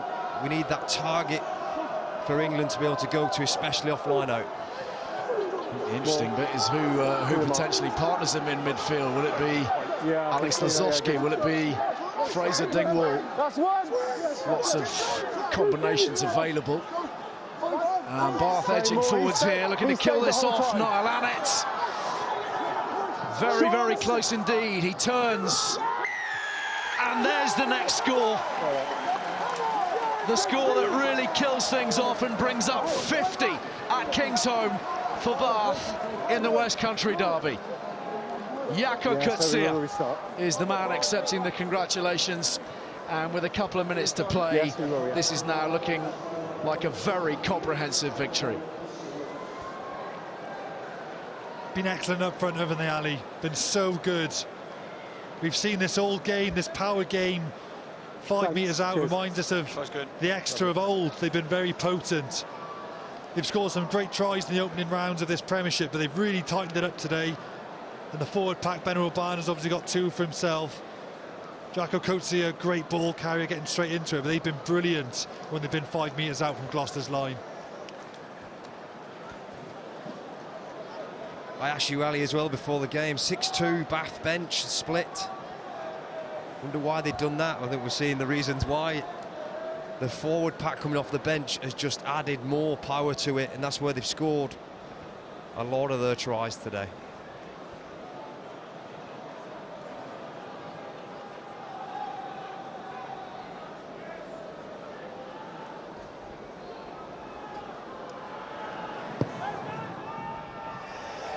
That's got a nice little fade on it as well. 55 points to 31. This is the biggest score now that Bath have scored against Gloucester anywhere. And just a handful of seconds remaining. Ted Hill, who's been instrumental. Time for your player of the match, Sam. Yeah, Ted Hill was just in shot there. He's been excellent, been absolutely phenomenal. Kick, chase, line-out defence, carry, hits. But my Gallagher Premiership player of the match, we've just been complimenting, but that man Ollie Lawrence has been superb, grown into the game, but he's our Gallagher Premiership player of the match. Superb. Wide they go to Emmons. Lawrence running a support line here. Emmons still moving, and they're struggling to contain Bath on that left flank. The ball finding its way into touch and prompting the end of a thunderous derby. Bath winning a game of swashbuckling adventure. And they pulled away Johan van Graan's side in this second period with 6 tries to add to their 2 from the first half. Gloucester at times full of joy, full of running, but ultimately very well beaten. Full time at Kingsholm. Gloucester 31, Bath 55. Yes, our final resting place after a fast and furious derby weekend. It is just possible we've left the best till last. The league leaders and now the reigning Premiership Cup champions in buoyant mood for the visit of the swashbuckling Cavaliers of Gloucester. This, as Craig was telling us, the fiercest of sporting rivals across a staggering 142 years. Now, Johan van Graan has drafted pretty much all his internationals back in as they look to push on to the playoffs. So whilst he's without Ollie Lawrence for the rest of the season, he has quality all around. Busy Six Nations campaigners like Finn Russell and Will Stewart have been taking it pretty steady this week at Farley House. They'll get their rest in the next fortnight. So a first choice side for their first home game of the league of 2025. Redpath and Ajoma between them, filling the Lawrence-sized midfield hole.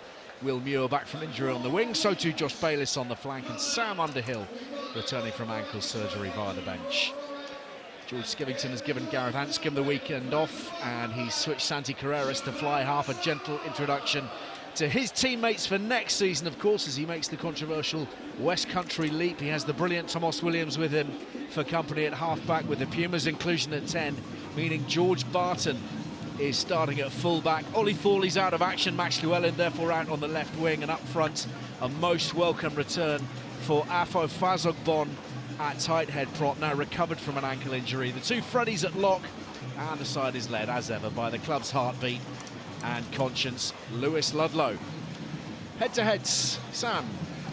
You just mentioned him, Ali, for Sogbon at 3, and then Detroit also at number 3. Opposite sides of the scrum, but both tight ends in today's fixtures. You've got Detroit, arguably the best tight end in the world, who's devastating from pick and go and in set piece. And then for Sogbon, one of the bright young English talents who's going to have a huge future ahead of him. Yeah, for me it's the fly half. Spin Russell, disappointing really, Six Nations for him and Scotland, so I'll be really excited, I'm sure, to get back behind this big Bath pack and play well today. And Carrera, obviously the wanted man from Bath. Funny spot for him today, playing in front of his future team, but he's got to keep pushing for Gloucester to make sure that they're in the playoffs. This must be something you can sympathise with, Ashi. Yes, I can relate to that very well. Around about 8 different occasions.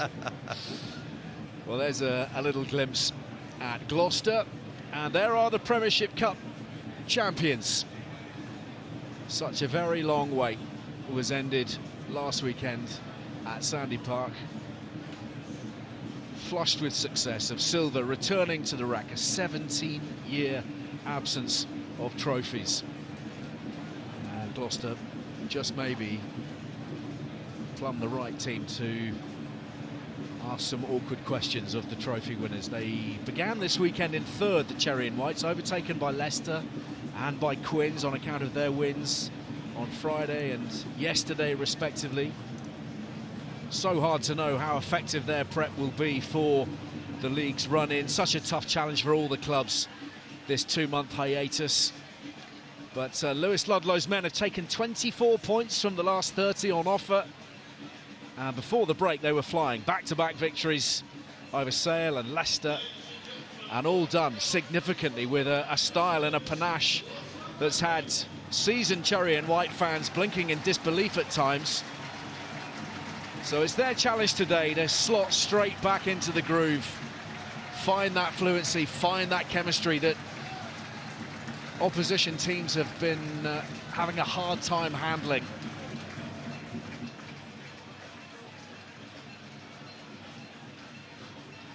So Bath at the moment just feels like a club bursting with possibility and expectation all over again. The Prem Cup was great, but their sights are set firmly on the Gallagher Premiership, especially given their near mess in last year's final. Odds-on favourites with the bookies.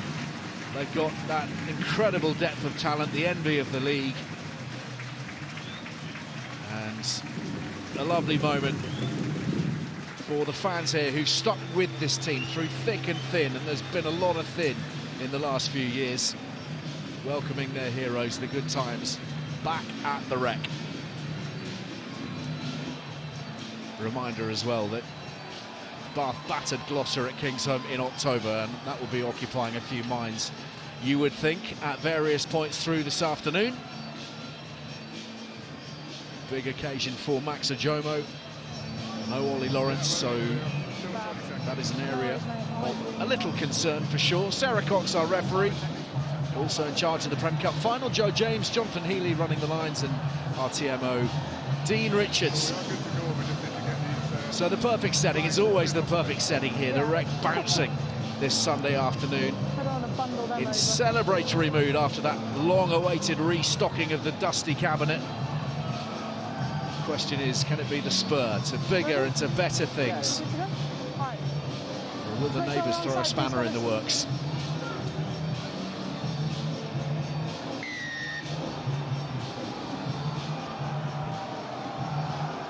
Gloucester in the white strip, launching us. Santi Carreras launching us, and Alfie Barbary taking the ball, but also taking significant impact from a strong Cherry and White chase. Here's Abano. Use it! And Ben Spencer at the base, marshalling operations. The Bath captain, not played any rugby across the last couple of months. And good as he is, good as so many of these players are, this is probably one of the fundamental challenges today for those who've not been in competitive action. Sam, how quickly can you find your feet? I tend to find it's very individual. I was the sort of player, it took me a good 2 or 3 games to get to speed, where some players have this ability just to get straight back into it. So it'll be interesting to see. I think a lot of players react quite differently. Seb Blake, oh, it's gone through the fingertips, and Barbari's onto it. And knocked on initially by Gloucester, so it's Bath in possession from the scrum. It's always my favourite time of year, this, Ali. Just the weather's turning, Six Nations is over, so you don't really have that thought in the back of your mind if you're in contention for international or not anymore. You just know your sole energy, if you like, is on your club to push towards the end of the season. And when you're at the top end of the season, it's the best time of year. There's a stark difference between being at the top and the bottom and what you're playing for now.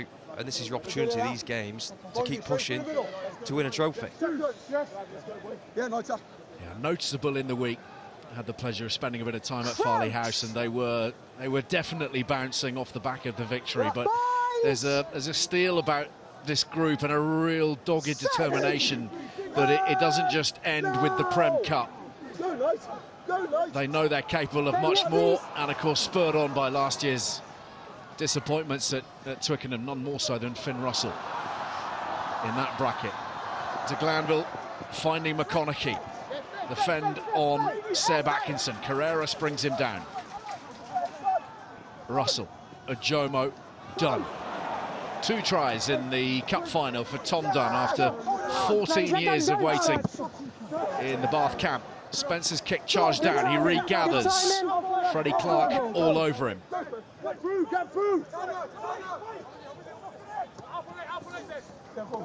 Thomas Dutoit, another of the try scorers against the Chiefs. Here's Urbano, but the tackle from Ludlow dislodging the ball, and Gloucester setting off on the counter.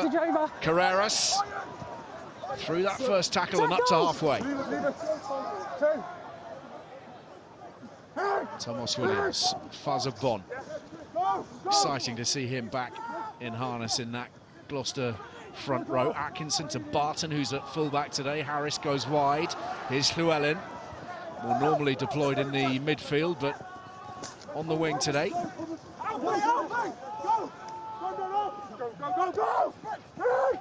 Freddie Thomas, the provider. Carreras got it away, but Barton has to deal with the incoming McConaughey.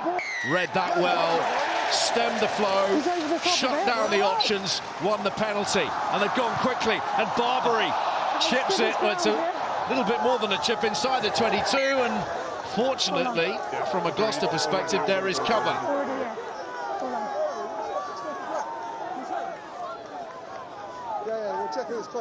Not sure where that idea came from. Somewhere in amongst a lot of hair. The tap and go, chip and chase. I wonder when he thought probably shouldn't have done that.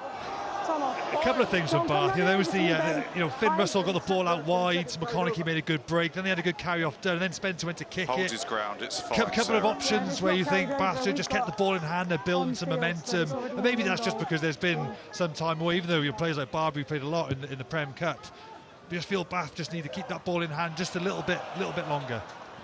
Here's Will Muir.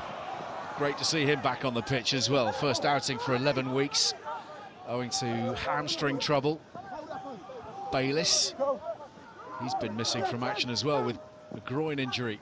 Here's Redpath, lovely stepping. Tackle made by Clement. Russell to Barbary again. Closed down effectively by Seb Blake. Russell to the line, Bayliss. Time and again they come.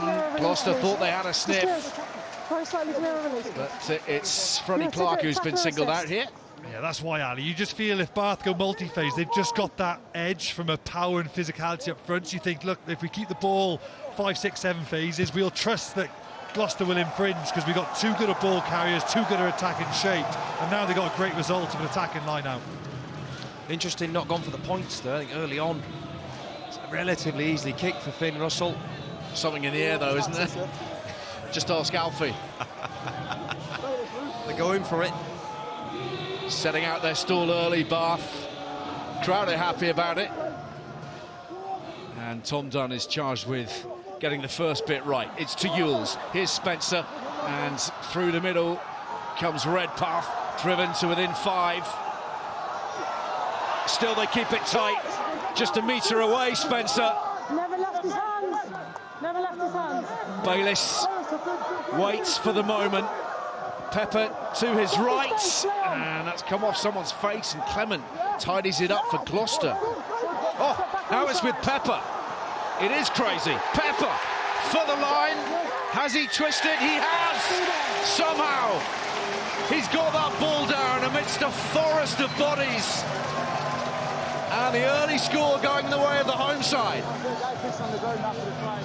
I think Guy Pepper was making up for probably not receiving that initial pass. We're just going to look at it there. I don't think he was expecting that from Bayliss. Not sure who Bayliss was aiming for. Perhaps it was meant to go through to Russell, but he worked so hard to get back. Clement has the ball, and Pepper just gets in, steals that. He's such a good player over the ball, Pepper, and he gets some help from his teammates, Detroit, to name one of a few to power him over. That's the way to react to a mistake. And the simplest of conversions for Finn Russell. Looked like he had a bit of work to do to actually muscle the ball down to the ground.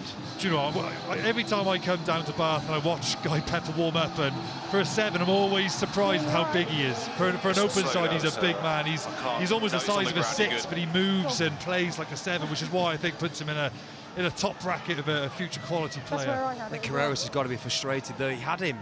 There's no way Pepper should be scoring from 5-6 metres out, having fallen on the floor. Carreras had hold of him. You've got to keep hold of that ball and go over the line with it. You can't just think someone else is going to tackle it. 7-0, 7 minutes gone. Once again, Barbary on the gather. Keen for the contact. Bumping through Seb Atkinson. Use it!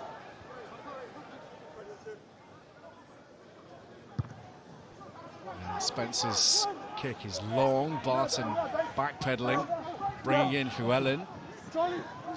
Bayliss with the tackle. No, you're out, Bath! Williams to Carreras.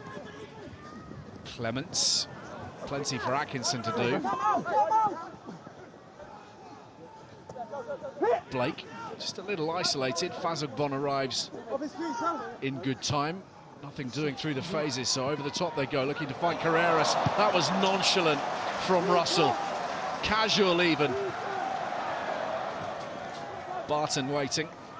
And feeding Wade. Very fetching pair of tights. And that's out on the full. It's a great bit of skill from Russell.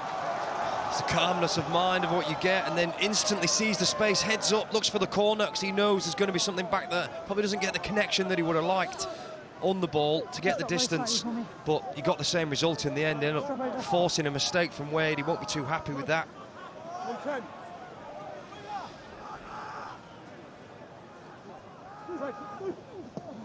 Done. Oh, it's gone forwards, I think, potentially from Charlie Ewells, but Gloucester look to bring it away. Carreras to the boot.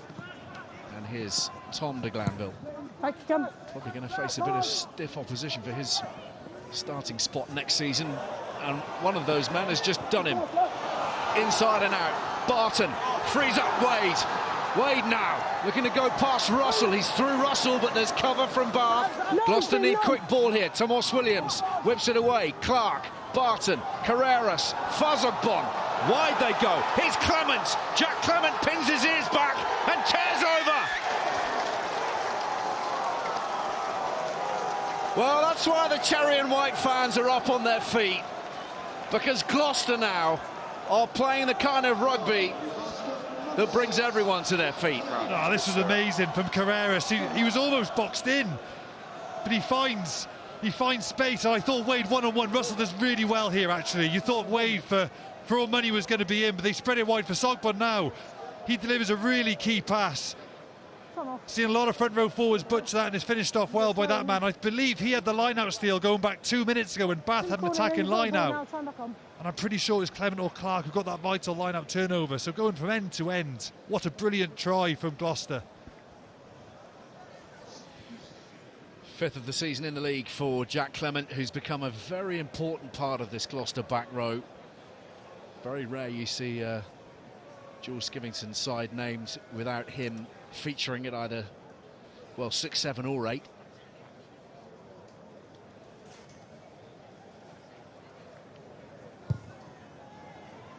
And That's exemplary from Carreras, who began the whole operation. Yeah, he did. You cannot give this man a one-on-one. It's a poor kick, really, because it's a kick to nothing. It doesn't go long enough and it doesn't go short enough for someone to compete. You know Carreras has got deadly feet, and it's a good read from Barton to hit the hole. Just wait, knowing that Santiago is going to create something and hit the right line. It's good attacking, counter-attack from Gloucester. For Sogbon with a pass as well. That's neat, isn't it? Could you do that, Sam? Absolutely not. I'm not even going to pretend I can. Definitely would have thrown that into the third row, I think. Well, he's up for it, Carreras, today. You can understand why, trying to impress his new bosses. Oh, I think Atkinson might have dropped that on impact. And Bath profit. They can set up camp inside the 22. Don't slap balls away. He's brave, Will Muir, isn't he? I think that's why he's a fan favourite. Bit of a cult hero here when you ever come to the Rec. Always gets a good cheer because it's just the work rate and the effort that he always puts in. All game with his kick chase, when he has ball in hand. Sometimes those are the bits that are really easy to not give your all because you're like, no one's going to see it. But those are the differences in the game that get your team the ball back. Bind! Set!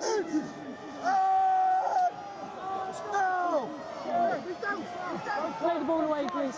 Stop. Wait. The ball's not there, sir. The ball's not there. Yes! Nice! Scrum in a heap. Let's go to a man who knows, David Flatman.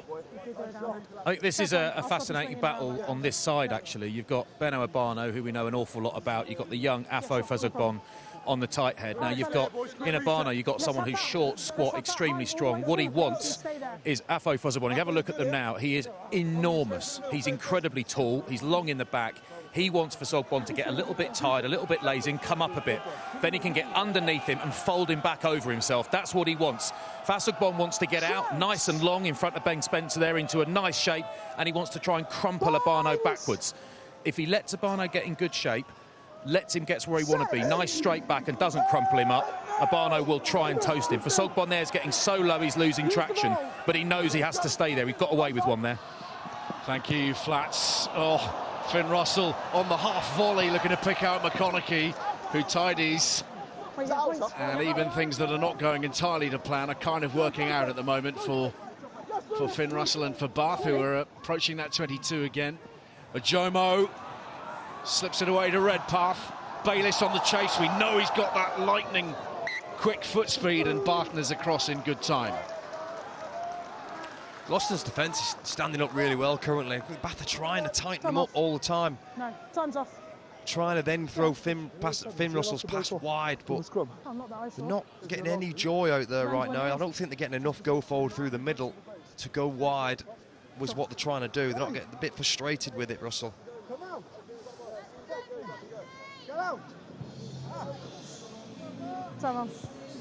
Jules Skivington looking to mastermind the first win for Gloucester over Bath in the Premiership in 2.5 years. Been on the wrong side of things recently. Begun brightly. Russell sends it up. Off goes Muir. And Carreras does enough. And Barton brings it back, but it's alleged to have gone forwards. That last scrum, all three went to the just as the ball was at the back and carry out. Yep, okay. Look how far Finn Russell's taking the ball up. He's nearly on Gloucester's 10-metre line. Just shows he's a bit frustrated. The Gloucester defence is frustrating them because they go into that tactic, which is really unlike them so far this season. Let's go, Bongi. Normally we're seeing them attacking, knowing they've got runners, knowing they can dominate the opposition and get into the groove of attack straight away, but we haven't been able to see that so far. Crouch. Fabulous position, this one for Bath. Will Muir on the shorter side to the left of the scrum. De Glanville stationed directly behind Finn Russell, and big power from the pack. There's the scrum penalty. Here's Redpath for a Jomo. That looked like it might have been forwards, and we'll come back for that scrum pen. Point number 3. Correct. So a careful focus on Afo Fazogbon. in that battle with Beno Urbano. Not sure that's the last time we'll be having a conversation with Flats about all that. Yeah, it's 2 in a row now for Beno Urbano. I wondered whether they might go for a scrum there. You sometimes think if the scrums aren't that much of an ascendancy, they might look at captain and go, look, let's go scrum, we've got them rattled. But they want to back themselves on the maul. They went for a breakout option last time. But Bath really hunting for those 5-7 points ideally if they want.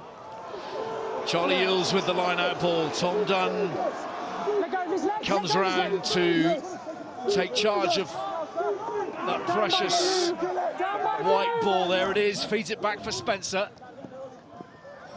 Redpath held well by Clements. Russell fires it out this time, and round the corner they come. Tackle! Out you come! Bayliss with Barbary for company. Tackle! Out! Don't put your hands on it, leave it there. You pulled him there. Thomas Dutoit. Advantage, you're offside. And Gloucester penalised here, so an advantage behind the home team. That's 2 in succession, and Gloucester dicing with it a little bit at the moment. No, out you go, please. Too many more offences close to the try line, and Sarah Cox will be brandishing cards, you feel. It's not up for debate. Number 8, offside and then roll. So, Tom Dunn issuing the instructions and setting off into that white wall. Bayliss on the gather, the transfer, the drive. Hands away, White! Pepper White Hands up! drives to the post. They've got another advantage here, Bath. Russell wants it. Russell has it. Oh, that's glorious. Ajomo is in. Finn Russell again, a master at the gain line. Yeah, I think Bath have their second. Off a white hand. We'll just check for you. Yeah, no problem. So if not, we'll go back. See, I'm not sure if you see this, Ali, in like the first couple of weeks that Finn Russell plays for Bath. Ajomo just knows that Russell's going to take it to the line and try and get his arms free. He has the luxury to do that because the forwards are powerful up front and then they can call for that ball when it's on, but Ajomo just runs that hard line flat. He knows he's not going to get that early. Russell does so well, he just goes outside Carreras, waits until Seb Atkinson jams in. Really nice play from the two. Not yet. Well, it's high quality, isn't it? And will be particularly cheering, I suspect, to the Bath coaching it's okay, staff. Sarah, it's off a white hand. In the absence of Ollie Lawrence, they've got fantastic options in Redpath and Ajomo, all of whom are very much on the same page as this man. I said at the top of the show, there's 2 ways you've got to stop Bath. One is up front when they're on their pick and go game. The second is defending them off 10. Off Russell, obviously, they've got so many good runners off Russell. And they did stop them up front, albeit it did come at a cost with some penalties.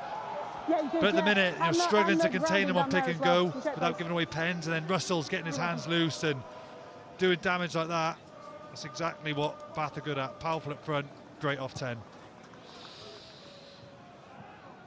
Great sight.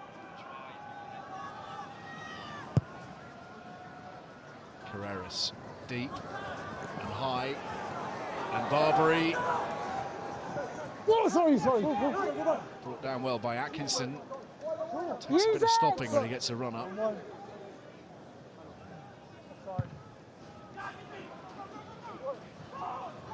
Barton, has to watch that. That's an exceptional kick. It really is. All the way to halfway. Such a good thing to have in the back of a ruck. We've seen teams struggle this year and putting pressure on themselves, especially teams like Bristol have not been able to exit really effectively. But I mean, Bath are now 52 metres, all the pressure is off instantly.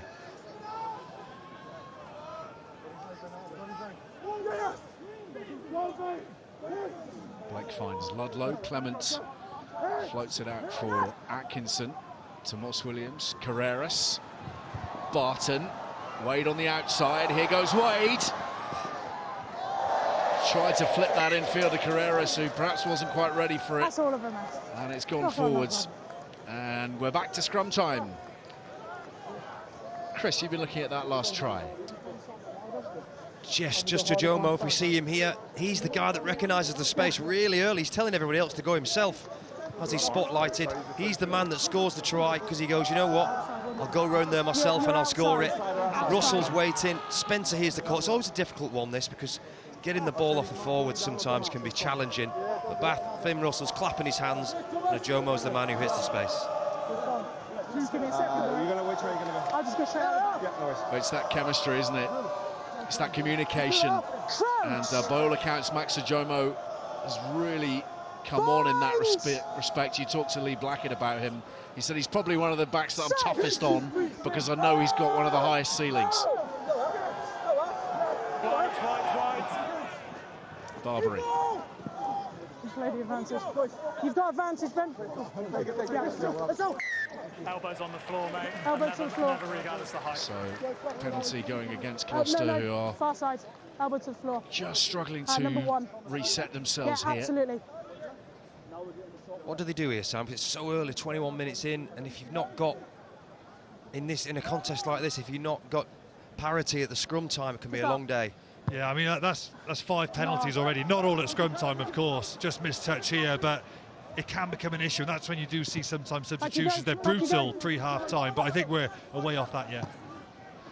Russell gathers the long kick from Barton. Here's de Glanville.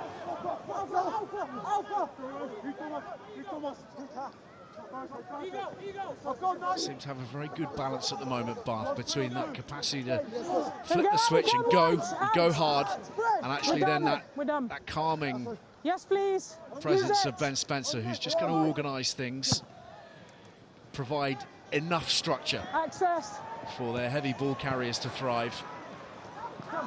Redpath, Dunn, Ewells, to the way to Spencer. Very good tackle made here. Okay, we're off feet now. Ball's here. Wait. And Russell, he doesn't like that. I think you might have gathered. Apologies for the language. But Barton at the back for Gloucester. That's why not everybody can play scrum half. There you go. It's a specialist position. He comes off and goes back on again, holding on. But another penalty at the breakdown going Bath's way. Pepper at the core. It's one of those with potentially a little bit of a point to prove, Guy Pepper. Not because he's not been exceptional this season, he really has. But you think about the extraordinary talent available to England at 7. Curry brothers, Ben Earl, Underhill, of course, on the bench, and Henry Pollock, who's rather stolen Guy Pepper's clothes. It's actually mad how many 6 and 7s. I mean, it's interchangeable 6 and 7 these days. But how many flankers that England have got now? Probably the greatest depth in world rugby that I'm aware of. I mean, there's lots of great nations with lots of good players, but I think there's so many players who they all have the potential to be 50-cap internationals. I mean, it's frightening what they've got at 25 and under. It's very promising for the future.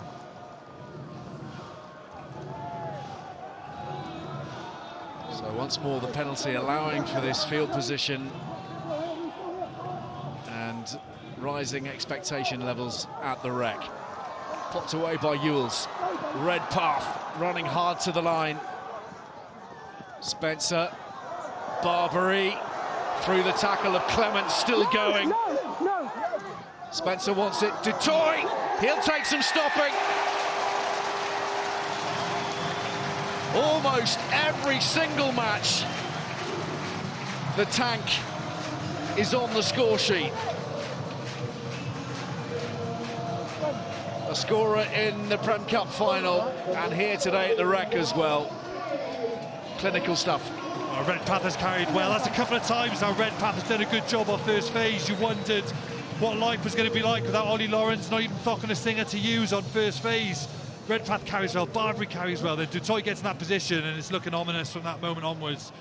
From 5 metres out, very used to seeing him pile over from there. He has no help either. Normally there's a latcher on with him. Powers over on his own. 6 tries in the last 10 for Thomas Dutoy. Oh, we've lost the shot clock. And 2 more added by Finn Russell, and the scoreline looking just a little bit different now. What an asset this man is. Both sides of the scrum, brilliant in the loose. And all the power you could possibly ask for. I can ask for you. Yeah, sure. Time's off. It's almost I'll put the time off Exeter-esque for you. when you go back to, what was it, maybe 4 or 5 years ago when they got 5 metres out, and Bath are getting close to those levels whenever they're 5 metres out. We're just checking this grounding again. It looks a little bit shy there. It does look a bit short, doesn't it? Yeah. Interesting. Well, play continues. Try awarded. Bath have 3. I've got a good contest now. I've got a good They contest. lead by 21 points Good to 7 contest. now. Play the ball. Use it. I will let him check in the background. Let him check in the background. Use the ball, please. Make sure we're here.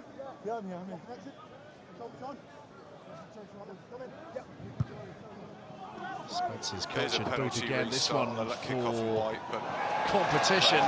Excellent competition too. Muir did so well, and Spencer's there, and Barber is hammering his way down that 5-metre channel, brushing off Tomas Williams.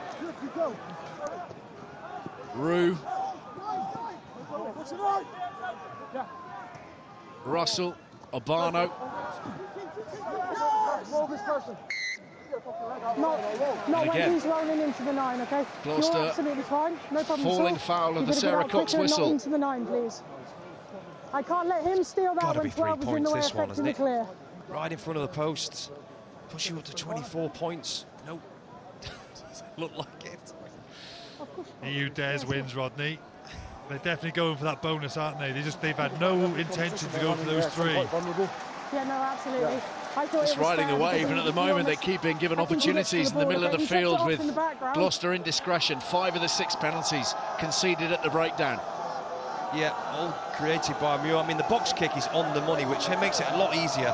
Great chase, great kick, but the difference, this puts the Bath where they are now, just because of Muir being able to get up, disrupt the ball, get the Bath earn a penalty from it, and the 5 metres out of Gloucester's try line. Here we go then. Bath in search of their bonus point try. Up goes Yules, quickly transferred. Redpath bouncing into Atkinson. Dummy line this time from Barbary. Ajomo snared by Harris. Russell wide to Glanville. Just short. Gloucester trying desperately to hold out, and Barton drives Bayliss into touch. Touch it. Got a bit of try-line fever there, Bayliss. He probably shouldn't have gone for that. It was unnecessary. He had all the momentum, Bath. He just thought he could get there, obviously. He thought he could get over. Blake goes early, and Clement crashes it up. And this time, no clear release from the tackler. Clear release. And Gloucester get one back on the penalty front. It's far too easy for Bath off the line-outs to the set piece. Gloucester just can't seem to find a way to stop how quickly round the corner Bath are coming. We're seeing the turnover attempt. That's a mad chaos bit for Gloucester to try and sort out as well, isn't it? So First penalty they've conceded all game, Bath. They've been really clean there. That's why they haven't had much territory. A lot of movement in that line-out. Ludlow it was who went up. And here's Ruan Ackerman singling out Finn Russell, who did enough to slow him up. Round the corner they come, Clement. Trying to keep their own tempo high, impose their own game somehow or other. Freddie Thomas for Gloucester. Offside, 3 and 13. Nice pick-up. Carreras.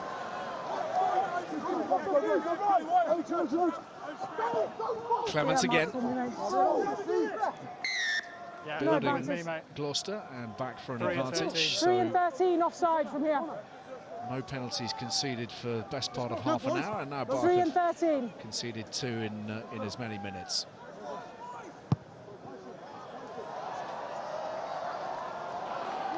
Chance to dish out a little bit of Bath's own medicine potentially. they haven't been down here too many times, Gloucester, so far. When they have, they've been dangerous, scored instantly, and so they can do the same again.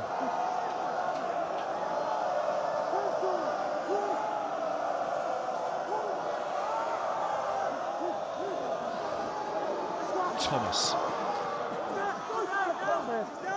Clement lays it up. Atkinson. Carreras, what a transfer. Barton. Very good tackle from de Glanville.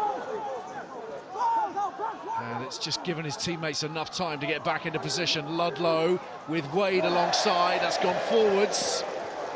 And Bath hustling and harrying. And Spencer firing that as deep as he can. He's found Carreras though. Harris. What a line that is from Atkinson. And here's Tomas Williams.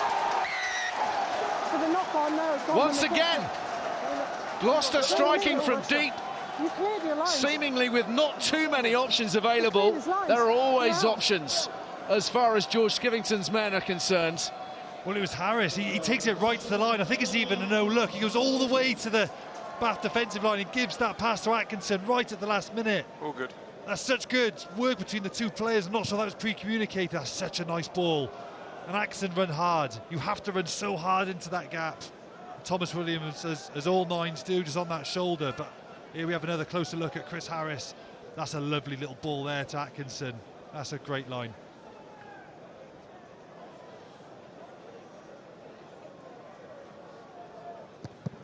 Oh, what a charge down that is from Will Muir. That'll go in the history books. They won't forget that in a hurry. Bang in front of the posts. Carreras charged down by a leaping horse.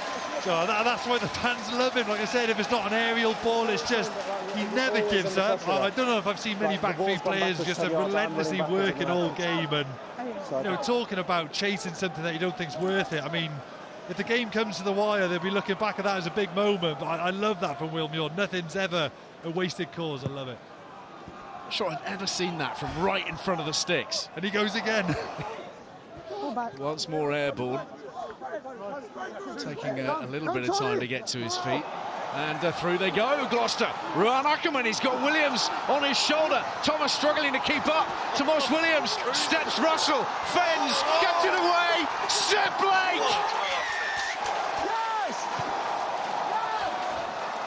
Bottle it up, Cherry and White fans. These are special moments. That's a special score. And now there's a fight to boot. Well, this try's got everything, Ali. It was Guy Pepper and Thomas Williams having a little bit of afters on the floor.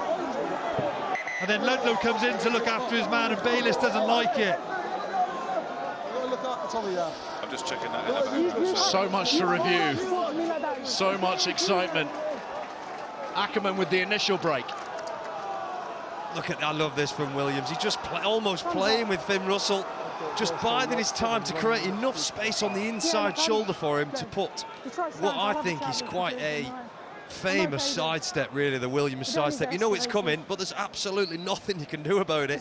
He's going to get your inside shoulder, and he's got the awareness to pop over the top, offload away. Fasogbon's, he's keen on this. He's right in the mixer. Genge, Bayliss, he's just taking names. Ellis won't appreciate that. I'll take that one back. Well, it was broadly a support role from Fasogbon because Bayliss was mixing it with Ludlow. Absolutely. Unless you're telling me something wrong. No, none of them backwards and coming forwards. And interestingly, Santi Carreras has taken this conversion just a little further back.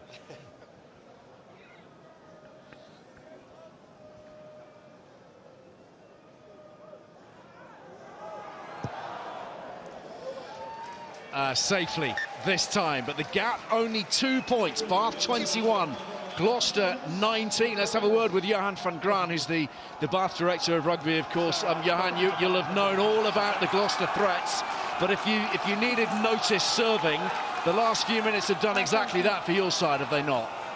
Yeah, some very good teams in this league. You know, we on our way to score in the left-hand corner, we go to touch, they get 3 positives in a row and score, and then score from the kick-off. We knew this one would go to the wire. Quality game, 2 very good sides. And a brief word on Will Muir. We've seen his aerial excellence. Here he goes again, trying to get up on that restart. But I mean, extraordinary commitment to the cause, and that charge down, something special. Yeah, that was some charge down. Never seen it in front of the sticks. Yeah, but look, he's always 100% commitment. I think in that bit, it's all about for us getting to the contest. Obviously, Gloucester like to play with a lot of width, so yeah, interesting styles against each other. Brilliant. Thanks for your time, Johan. Cheers, Eddie. He's got to be absolutely raging about that. Well, he doesn't strike me as a coach that does rage at any point, to be honest, but annoyed at the 2 minutes of chaos that Bath had just allowed Gloucester straight back into this game. They were complete control. And one kick from the corner from Spencer's just completely opened this game up. It was a knock-on, and had he just allowed the ball to run dead or whatever, he decided to pick it up and try and launch a 60-metre spiral, which opened the door for Gloucester. And here we are. Not straight, but no. Well, was there competition? We've got not straight and there's a knock-on. There's a knock-on in there. It was on the back here. So if I was Tom Dunn now, I'd be licking my lips, because Fasogban had him by the neck and was pointing at him. And you think now that he'll be chatting to Abano and saying, right, one of us either side, and they'll have a plan for him. Be interested to see how this scrum goes. Because I'm pretty sure most front row forwards will take that personal.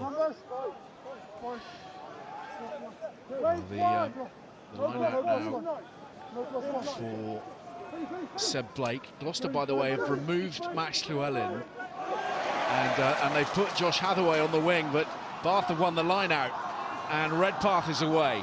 And here's a Jomo driving onwards, offloading beautifully. Those centres working fantastically in tandem. Redpath slips it away. Pepper drives on inside the 22. You're too long. You're too long. Russell Not supporting your body weight. on the bounce for Ewells. Bayliss left out. Brilliant pick up from Muir. And an equally good tackle from Seb Atkinson of Gloucester. Abano now. Bath looking to get into their rumbling rhythm. Dunn. Dutoy. Muscled back by Fasogban. Bayliss, though, is taking charge of it, and he's going through the middle. Well met by Atkinson again, who's really mixing it defensively. Pepper. And the ball there to be won. Blake coming through the middle. Fasogban also. Sarah Cox doesn't like it. Taken quickly. Russell!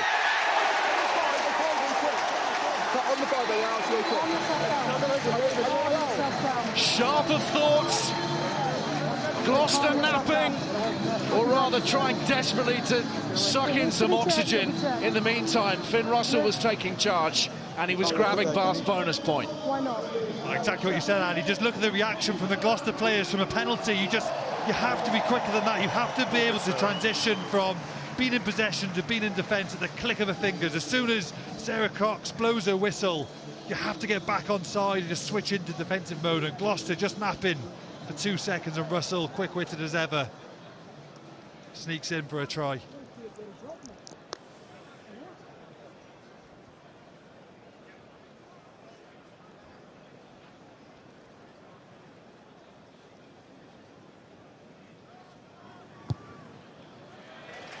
And Russell finishes the job that he started. 28 points to 19, and just a little bit of daylight opened up again between these two.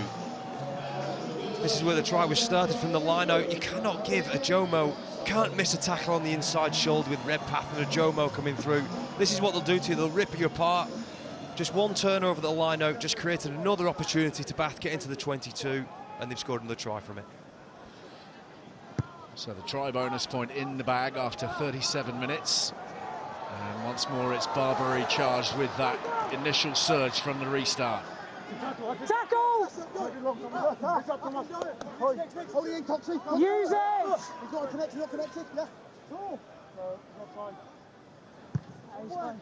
Spencer's kick, Hathaway watching it carefully, Barton calling for it, but it's away into touch for another excellent clearance. Just quickly, Chris, a word on the tactical substitution. Llewellyn off, Hathaway on for Gloucester. I thought it was slightly odd that they were trying to get all the best players on the pitch at the same time, not necessarily in the right position. We've seen Hathaway been outstanding this season on the wing, so I don't think it's the losing too much with Llewellyn unfortunately having to go off. Well, we understand that there may be a little hamstring tweak there that might have prompted that decision. And Harris has crashed over the gain line, and they're on the move again. Carreras to Barton, and Wade inside to Hathaway. Well read, very well read by Jomo. Taken quickly. Don't sleep on this watch.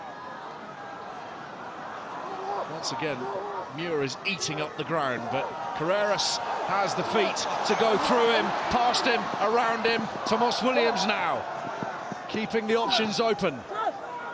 Harris is defending on Russell. There's going to be some tired bodies at the end of today. He's held off the ground, trying desperately to get his knees to deck. Tackle. And finally the tackle is complete. Bath, though, fight through the contact. And then the ball is fired away You need to get out of him. That's the end of the cross. by Freddie Clark. Gloucester with the penalty. I said it was tackle. Looks like Bath haven't learned the lesson from what he did in the 10-15 minutes ago. It's the same situation again. You're giving him a one-on-one. If you're kicking that ball, you've got to say, lads, you need to go in twos. You need the inside guy to get with you just to stop him, because if you stop him back there, you're then in the ascendancy instead of allowing him to make a 50-metre break. Oh, hello. It's taken to Barbary, who fires it away, but it's not the 40-minute mark just yet. I got that going backwards. What's going on here? No, I can't see a clear knock-on. So he turns around and then kicks the ball. He was adamant. I'm aware. I'm here. Right, time is off a second. Off we go. I'll give you a restart. We'll just get him checked. No problem. So the restart for him kicking it out, basically. Yeah. It's kicked dead, so it's 5 metre. 5 metre scrum. Yeah. Attack wall. Well, that's a very unusual decision from Alfie Barbary. He's decided to kick that dead. Yeah. The original one was backwards. Some that goes back 30 seconds still on the clock. So it's a 5 metre scrum attack. Yeah. It's going to be a Gloucester 5 metre scrum. He can't believe it. What generally happens in this situation is that as Gloucester have got the penalty, the team have gone, right, lads, just get us to half-time. This is it, last play to half-time. Alfie's obviously thought that means it's half-time. And just goal-kicked it straight out.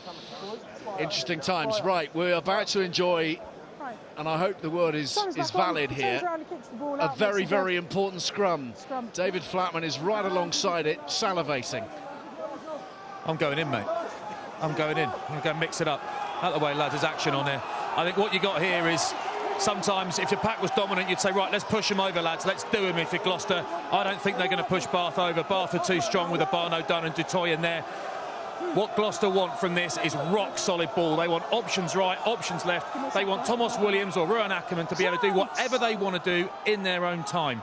And they want to scrummage hard enough that the Bath back row can't get off. Fazogbon on this side against Abano. It is absolute rock solidity required. Rock solidity, big attack. Fazogbon, fantastic. Well done, that man. Atkinson leaves it hanging. Tomas Williams on the loop. He's got to within 5 metres. And still they drive tight. Ackerman pushed back by Pepper and Barbary. Gloucester here going for their own try bonus point as we bear down on half-time. Seb Blake, already the scorer of one very special try this afternoon.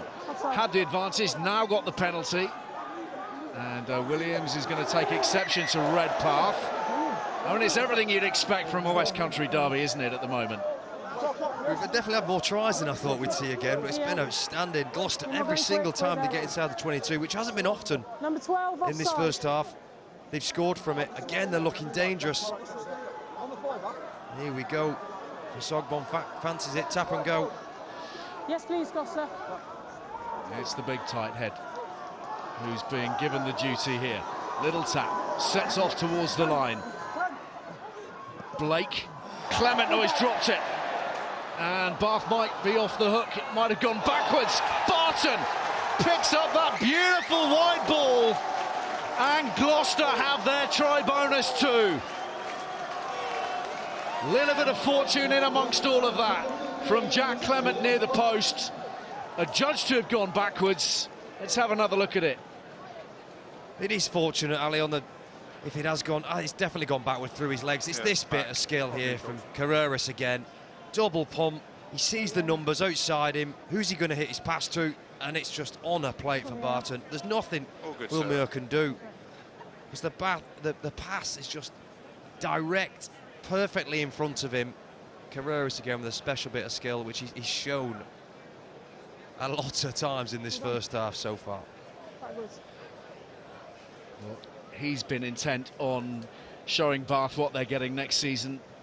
At times it's also felt like Bath have been keen to let him show exactly what he'll be bringing them next season. Here he is from 5 metres in from touch, slots it through the posts, and we have a 2-point gap at half-time. It is now half-time, Alfie, and off he goes for a well-earned breather. What a half of rugby that was. Absolutely mesmerising at times, some blinding scores. Pepper, Ajomo, Dutoy and Russell for Bath, Clement, Williams, Blake and Barton for Gloucester. Half-time at the Rec, do not go anywhere.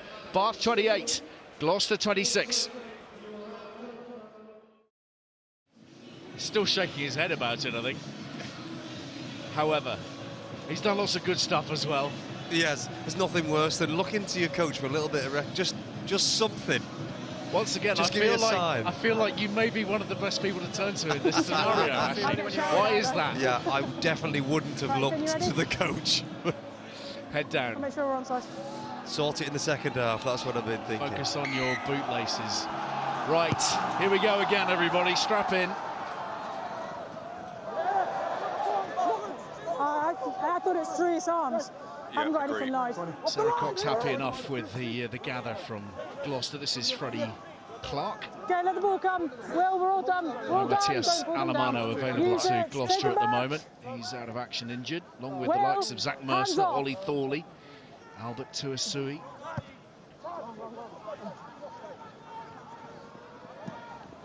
De Glanville. Carreras with the tackle, the offload to Quinn Root. There's Fazogbon again, just muscling up defensively. Done to Russell, to De Glanville. Abano will be enjoying his scrum battle today, certainly. Use it! Oh, Ryan Ackerman on top of Ben Spencer. I've got him on side and starting from the outside. De Glanville having to get down and dirty.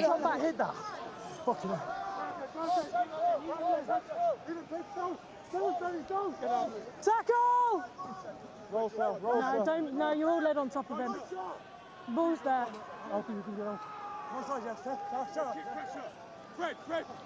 Barbary striding forwards purposefully, now hammering beyond the 10-metre line.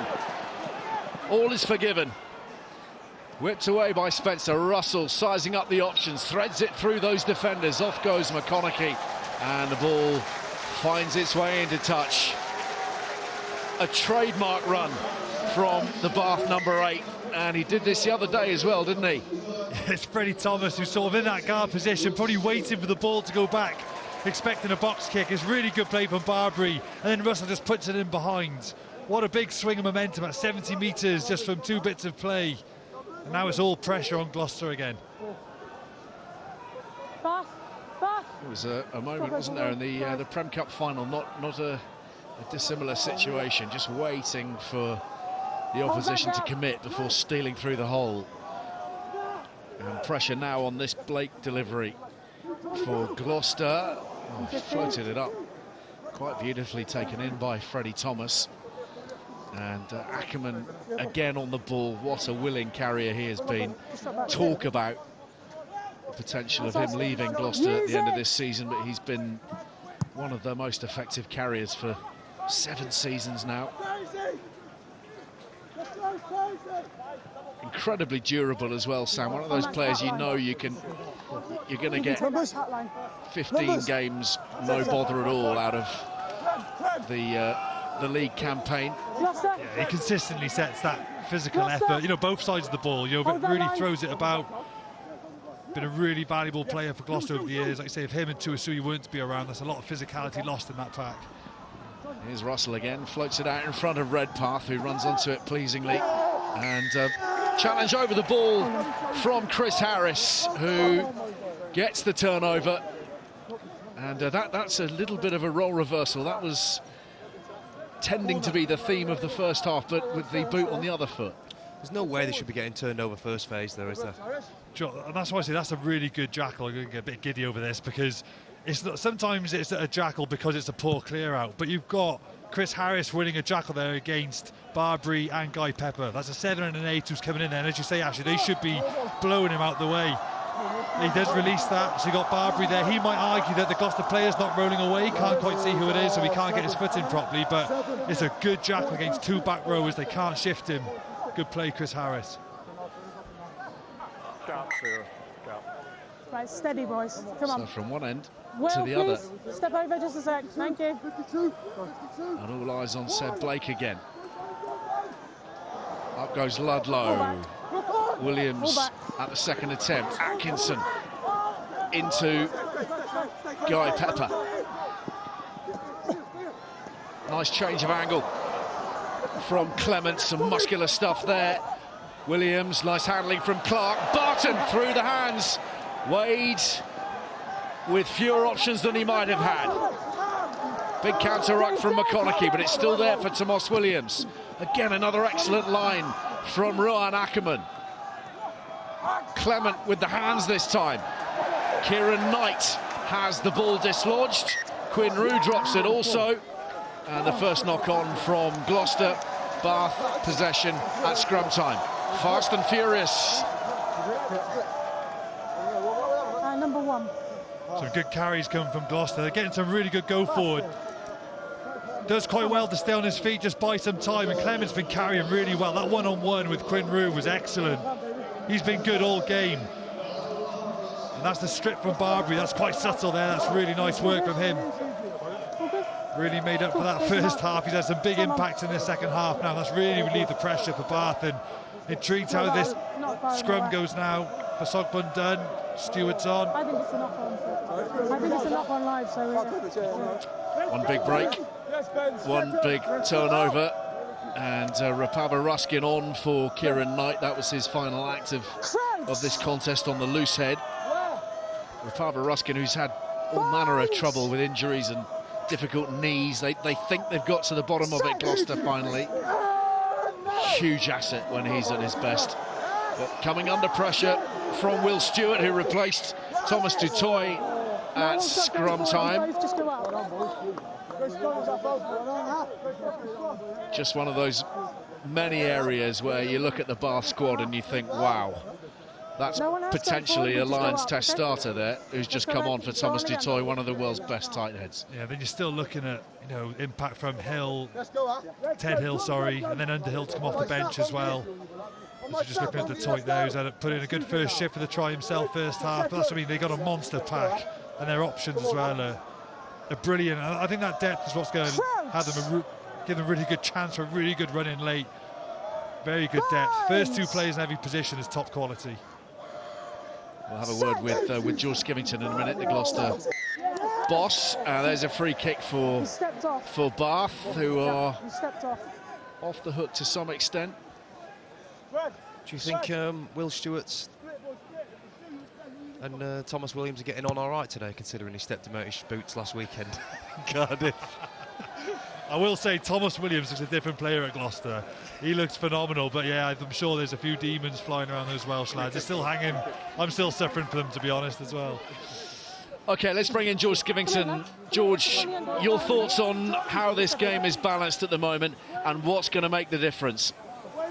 Yeah, I mean, it's obviously pretty close. You know, there's 2 probably contrasting ways of playing rugby at the moment, and at the moment they're sort of even. So, yeah, I think, look, we've not been perfect. I think there's little bits, there go this one. There's little bits that we haven't got right, but I think the boys are stuck in there. They're playing brave. They're having a crack when we got the ball, and I think we've just got to live a little bit. Bath, their kicking game's been really good. Physicality's been good. They've had some good reward at the breakdown as well. So, yeah, look, I'm pleased enough with where the boys are at. I think it's just about how this second half goes and keeping the energy high. Yeah, what were the sort of key detailed work-ons that you wanted to see just a little bit of improvement from? I think there's a couple of breakdowns we didn't clear well enough in the first half where we had opportunities, and Bath have got some really good poachers, and they got in there and took the ball and probably killed off some moments where we could have scored some tries or put some pressure on. So that was the main message. Brilliant. George, thanks for your time. Thanks a lot. Certainly the breakdown threat is a live one from Bath for sure, who are setting up camp again inside the opposition 22. Tom Dunn loosening off, and the crowd finding their voice again. Quinn seizes it from in front of Freddie Clark. Here's Barbary, who has been prominent in this second period. Will Stewart, first big carry. Pepper to Urbano. It's so hard to stop this. Big men coming forwards at high speed, but then the knock on. And Rapava Ruskin up last, having made a very important tackle, seemingly.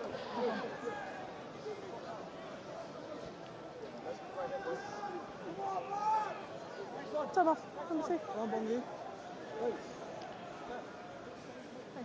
And he was a busy man in the first half, but just maybe that little moment involving his boss has spurred him to greater things in this second half. Yeah, it seems that way. I think they're overthinking it slightly there, Bath. He had so much success in the first half of getting quick ball and just continuing round the corner, round the ruck, and Gloucester couldn't live with it. I don't understand why they've gone back down the short side there to try and find space that isn't there. But both teams are giving each other far too easy entries into the opposition 22, which is why we're seeing so many tries. If you're going to get into the 22 so easily, it just becomes a high-scoring game. Couple of early bench deployments in that front row for Gloucester. Rapava Ruskin, we mentioned on the loose head for Kieran Knight. Jack Singleton's replaced Seb Blake as well at hooker. And that's solid. And Carreras gives that everything. De Glanville also giving it everything on the counter. And the speed enables him to bust through the challenge from Clark. Russell, and on to McConaughey. Ewell's turns. The ball stolen. Rapava Ruskin has it. That's one of his specialities. Harris attacks that space, tries to free up the arms, but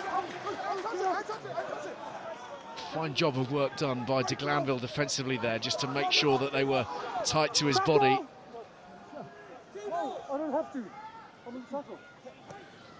Atkinson. Use it. Ackerman. No, please stay there. Use it. Williams. Ludlow first there for Gloucester with Wade, and Muir has it. Okay, we're off feet now. Lewis, leave it. No, you're on the wrong side. Stewart. Tackle! Finding some of his very best form in the recent Six Nations Championship. Ball for a minute turned over by Gloucester. You shout at me again, I reverse it. Very easy. A word of warning for the Bath skipper. It spills out, but you can't dive within that 1 metre, and that's still within the 1 metre for me. I think that's an instinctive thing. It's from Freddie Clark, within 1 metre. That would have been fine going back 1-2 years ago, just diving on the ball when it spills out of a ruck. But you've got to pick that up on your feet now. You can't just dive in. I think players still, that's going to take some time to change. Yeah, that feels like an instinctive thing that's going to really have to bed in for everybody to get a grip on. It's been trained for years. If there's a ball on the floor, you dive on it, especially with it rolling out the side of a ruck. It's like you say, it's so instinctual just to dive on the ball. Shows commitment from the team that you're in the game. That's a harsh call, especially when it's rolled out to the left of the ruck.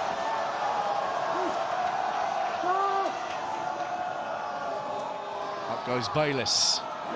Forward come Gloucester defensively, and Redpath operating in limited space. Oh,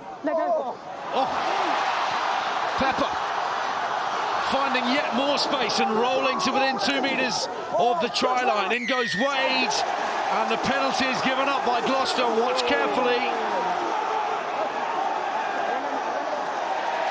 And there's a yellow card for Christian Wade.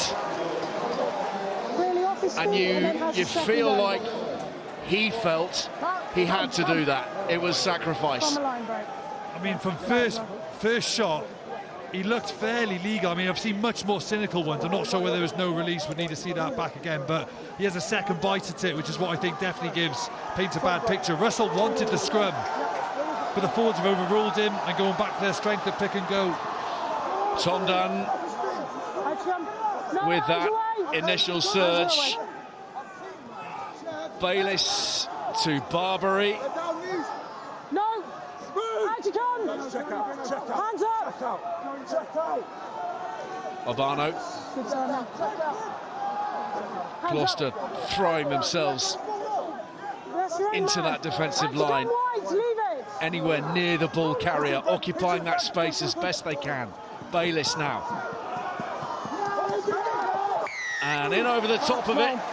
But again, Sarah Cox doesn't like it. Rapava Ruskin thought he was close to the turnover, but it was Ludlow's presence actually that was the problem. That's 11 penalties now, 9 of which at breakdown. I know Bath have got the rewards of the yellow card, and they've got to be ruthless during this 10-minute period. They've got to get something. I think that's why Russell wanted the scrum, because he can manipulate something, knowing that Gloucester are a man down. It's very difficult to defend off a scrum. This is the Pepper break. He's on the ball, he strips it. That's the second time we've seen that. He did it really well first half. Really good break from Pepper, presents the ball, but there's Wade going for the ball. It's that second bite, I think. It doesn't look too positive. See, I've seen that given. It's a tough one. I have seen those given. Well, it's one of those that George Skivington won't be blaming him for that. You wouldn't think. Such a good opportunity here, Ali. So hard to defend with 14 men from this position, especially facing Bath's back line. This is going to be hard to stop here from Gloucester. Whichever way Bath decide to swing with their backs, it's going to be hard to stop it. Spencer with all the options, and he goes himself. Barbary having to get in there with a clear out. Ludlow is alive to the threat for Gloucester. Still they carry tight to the ruck, and Urbano is driven down. Bayliss now. Surely the sheer weight of these forwards will enable them to find that extra metre. The ball comes out and they're quick to respond, and Gloucester reap the benefits of their terrier-like defending, and Ruan Ackerman alongside his skipper right in the thick of it. It's really good defending off the scrum actually for Gloucester. I think what Russell was looking for, when you have a sin bin, you're almost looking at where is 9, because the 9 is going to be on one side of the scrum or in the pocket. You go to the opposite side because they're going to be short. But Thomas Williams just goes in the backfield in the Gloucester defensive line. Instead of 3-3 split, 3 on the right-hand side, 3 on the left-hand side. So there was no obvious way for Russell to attack. He wasn't in the boot trying to put pressure on. It's really good first phase defence from Gloucester. Considering they're 14 men down in the middle on a scrum, it's really difficult. Really good play. Here's the chance for Bath on the outside. They've got 4-on-2 here, but first half we saw this line of communication work for Bath. Here, not quite, and that's the difference. You see how frustrated Finn Russell is, because he knows there was a walk-in out wide. Got it right first half between the forwards and backs. It's so integral to scoring these opportunities. You haven't got that line of communication, chance gone.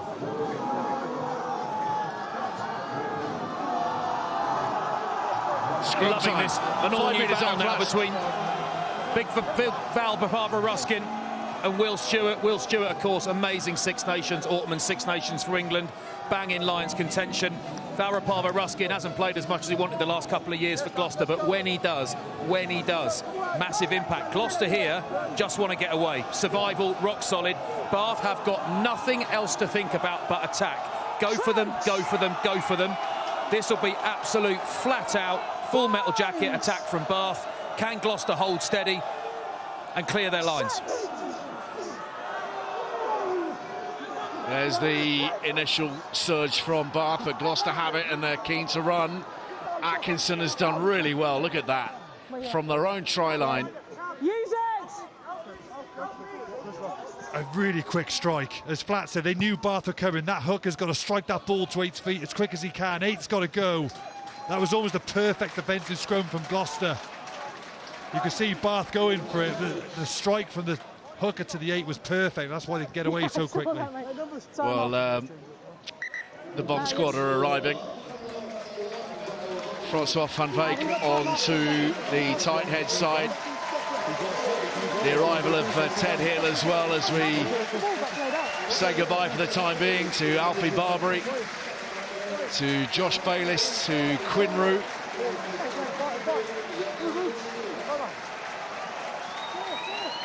There's Van Veek on for Benno Urbano, and a return for Sam Underhill. Had ankle surgery back in January, the second of those he's had to have in 6 months, actually, so great to see him back on the field again.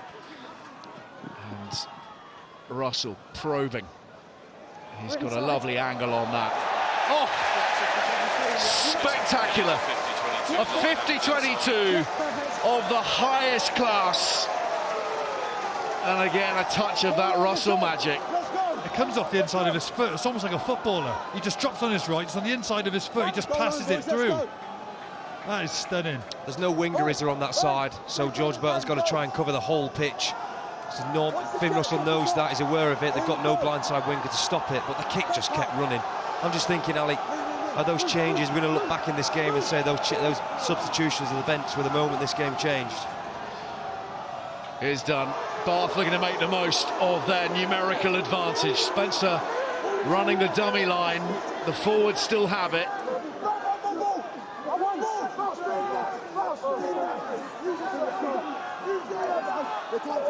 Use it!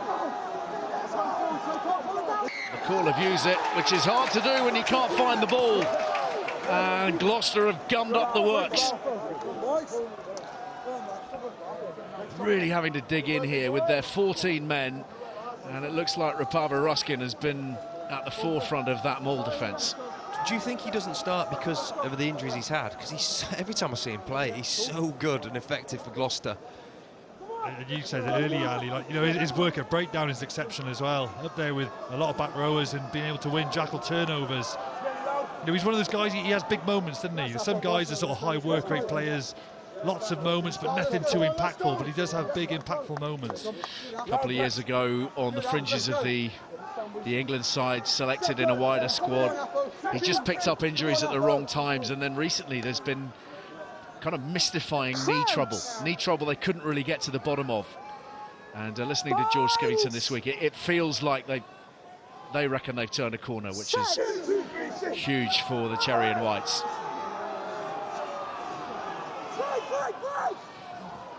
Ackerman barrelling into Russell. All done, all done. Sam, leave it. They've been under the pump in the last few minutes. Gloucester had to deal with a lot of pressure, 5 metres or so away from their try line. And this relieving kick from Thomas Williams gives them a little bit of breathing space. De Glanville, though, looking to exploit some broken field. Underhill. Stewart pulls it back for Russell. Clear release again. And Gloucester clear release as well. Suffering the same problem. Sarah Cox is a stickler for it. And Gloucester know that all too well now. They can't get out their own half here, Gloucester. Trying so hard, desperately off the back of the scrum. Now, the scrum's an awful lot stronger than it was in the first half right now. But Ackerman off the back of the scrum, trying so hard to get over the top of Finn Russell.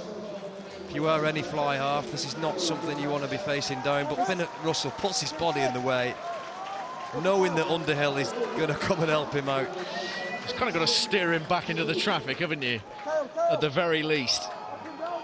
So Fazogbon off, Gatosev on, and Cam Jordan for Freddie Clark as well in the second row. Bath for 2 more minutes, playing with an extra man, and it's Tom Dunn who's rumbling forwards, and they're looking ever more threatening here. Dunn is short. Now the plunge for the line. Will Stewart grabs a 5th for Bath, and you felt it coming. Gloucester doing absolutely everything in their powers over the last 6 or 7 minutes or so, but this was just too much. It was the 11th breakdown penalty that Gloucester conceded, which give this field position. There's only so many times they can withstand all this force, and we talked about Thomas de Toit from 5 metres out, but Will Stewart, he's as good as him and anyone in the Premiership. Seen him do that plenty of times before for Bath in their colours. They're too powerful for Gloucester up front right now. The scrum has held off and done well from a Gloucester perspective, but these carries are devastating.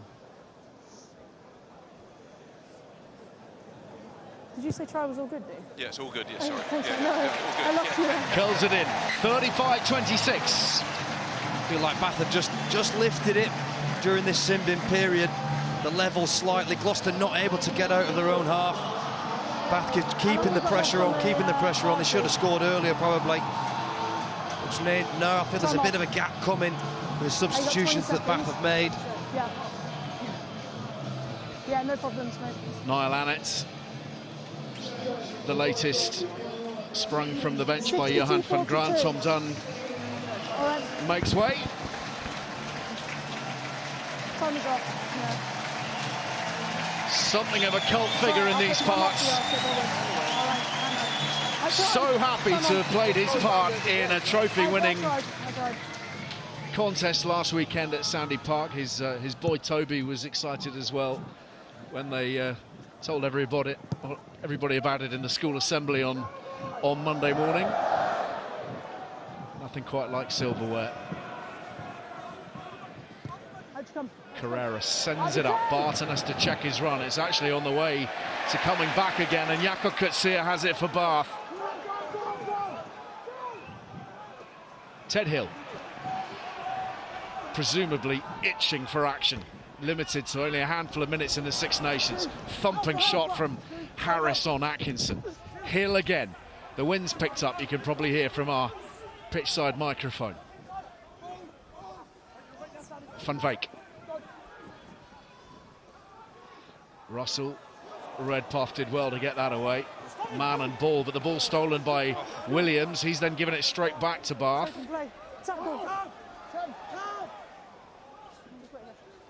Good counter.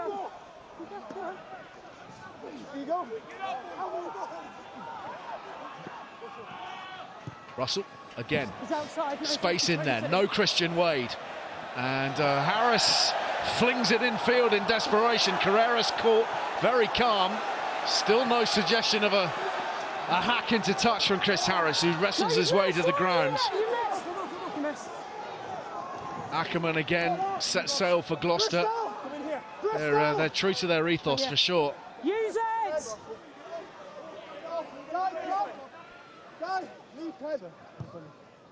And Williams That's real clutching at straws, that one. gets rid, and the yellow card has elapsed. So that will be a great relief. You need this kind of thing in the locker if you're going to go on to win or get to the Premiership final. Finn recognising the speed's gone out of the game, the attack's faltering slightly. Just find a corner, put the pressure back on Gloucester and restart your attack from a different situation. Classy bit of work from Chris Harris. Had a big game today, Sam. He's been very good defensively, had a good impact just before that as well, but he just gets away with that, gets the ball away before his feet touch the ground. Good play. Russell on a loop, and a loose one in behind Will Muir. Can credit the Gloucester rush defence for that one, but execution not quite there. We saw this a little bit with Finn Russell during Scotland over the Six Nations, where he do some great stuff and then not let himself down, but something will come into the game where we're like, oh, we don't want that at that level if he's going to be the Lions' fly half. Another lively debate, that one. Clean line-out ball for Gloucester. Atkinson. Barton. Slung to the ground by Ajomo. He's on the body. Clement. Nice for Singleton. Pops it off the deck. Carreras. Atkinson again.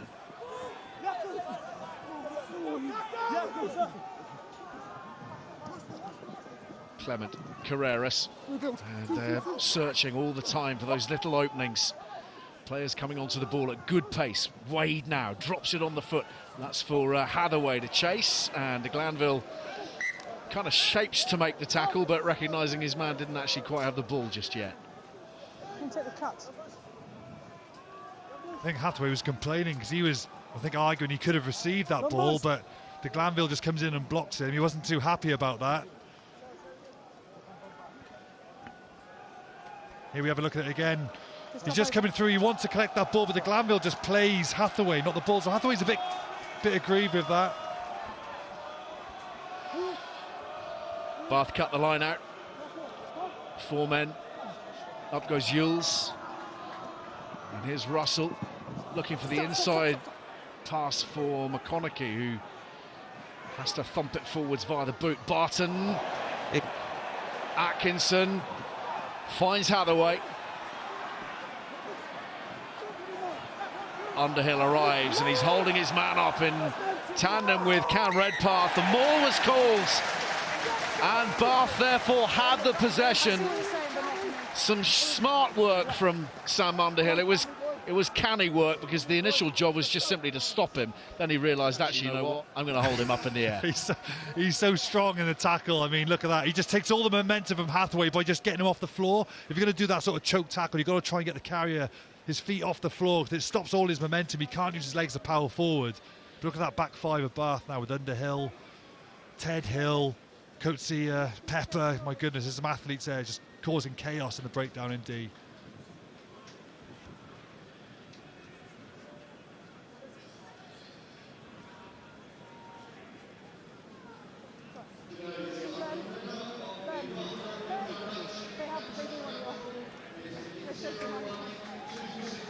One new replacement in Louis Schroeder, and a chance for us to remind you about the Rugby Review, which will follow this here at the Rec at 5:15. All the highlights from the Derby weekend, round 12 of the Gallagher Premiership, and next week focus on TNT Sport. So in the weekdays turns to the Women's UEFA Champions League quarter-finals. Some cracking fixtures to look forward to. Arsenal looking to overcome a 2-goal deficit to Spanish giants Real Madrid. And on Thursday, the all-English clash, Chelsea and Man City, live from Stamford Bridge. The visitors there also leading by 2-0. The Tour of Catalonia starts tomorrow afternoon. Yes, please.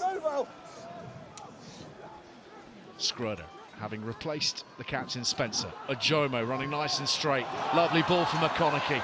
Over the top of Barton. One bounce infield. Oh, it nearly fell for him. But the flag is up on this near side of touch. Come on.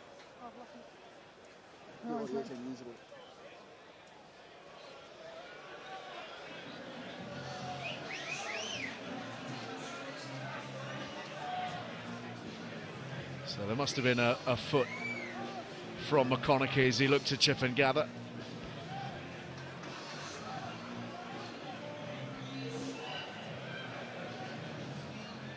Nine points the difference. Bath, as we mentioned, leading the Gallagher Premiership at the moment by the single point on account of Bristol's thumping win at Ashton Gate over the Chiefs yesterday. And Gloucester, who began the weekend in third, actually fifth now on account of wins for Leicester and Harlequins this weekend. Not finished quite yet. Carreras to the 10-metre line. 12 minutes to play. Clement turns and presents. Wade to Barton.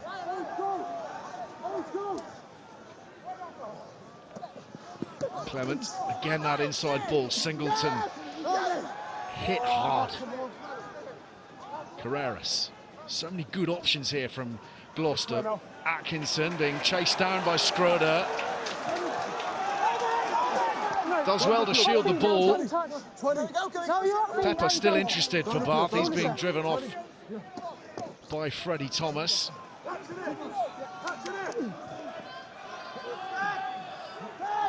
Use it! So make sure it's onside. In comes to Glanville, having to cover quite a lot of ground here. Hathaway got a hand on it, and that'll be a Bath line out.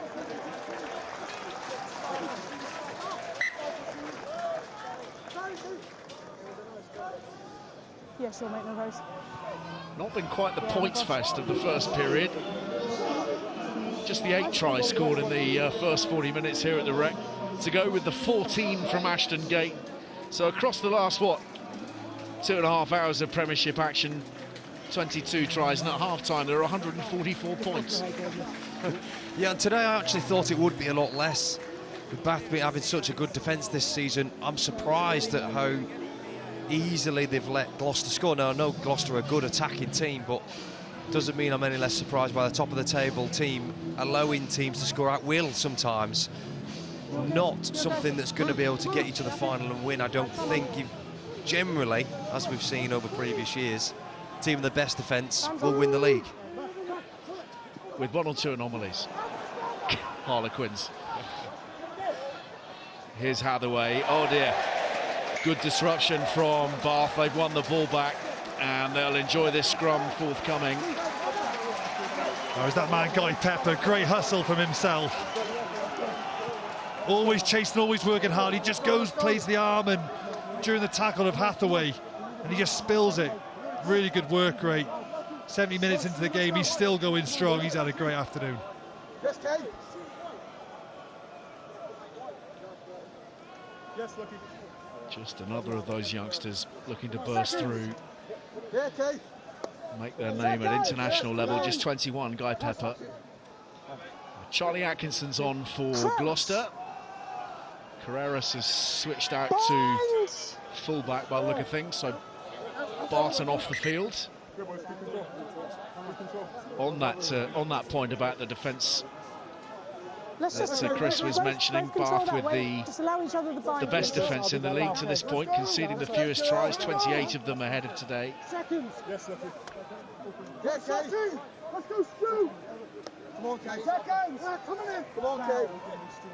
Especially in the last 20, Ali, the Bath are particularly good at scoring tries and not conceding tries, which will stand them in good stead coming towards the end of the season when teams are getting tired at the end of the game. They seem to switch on in that period of the games. Scroder, little shape left and he's headed to the right, and Russell off the deck back to Scroder. Here's Coetzee tearing forward, so hard to stop. Annett knocked down by Singleton, but still the ball there to be won. Gloucester scavenging.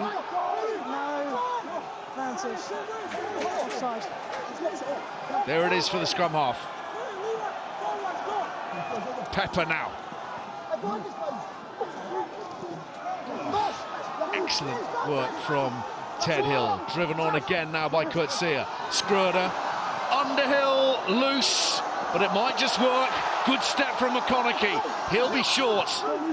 Lays it up again. Scroder and onwards. One more surge, they're through. And it's a popular score too. Sam Underhill, who's endured his fair share of injury woes, on the score sheet. And you would think burying this match as far as Bath are concerned. Oh, there's one bit of detail just before that I love. It was the clear out from Guy Pepper. Finn Russell does well to keep the ball alive and not direct at Coetzee. He always has an impact when he comes off the bench. Good clear out there from Pepper, but that's not the one. They come back to this 5-metre tunnel. Watch this clear out just before Underhill picks up the ball. Underhill tries the ball out the back. McConaughey does well not to go into touch, stays in field. And you'll see now the clear out. There's Guy Pepper with the headband. Takes out two Gloucester players. Just opens up that gap for Underhill. What a clear out.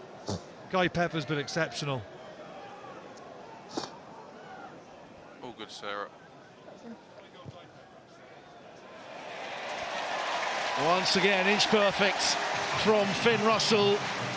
And with 7 minutes remaining, Bath look to have sewn this up. I mean, somebody might say he could slightly be in from the side. That might be the only criticism.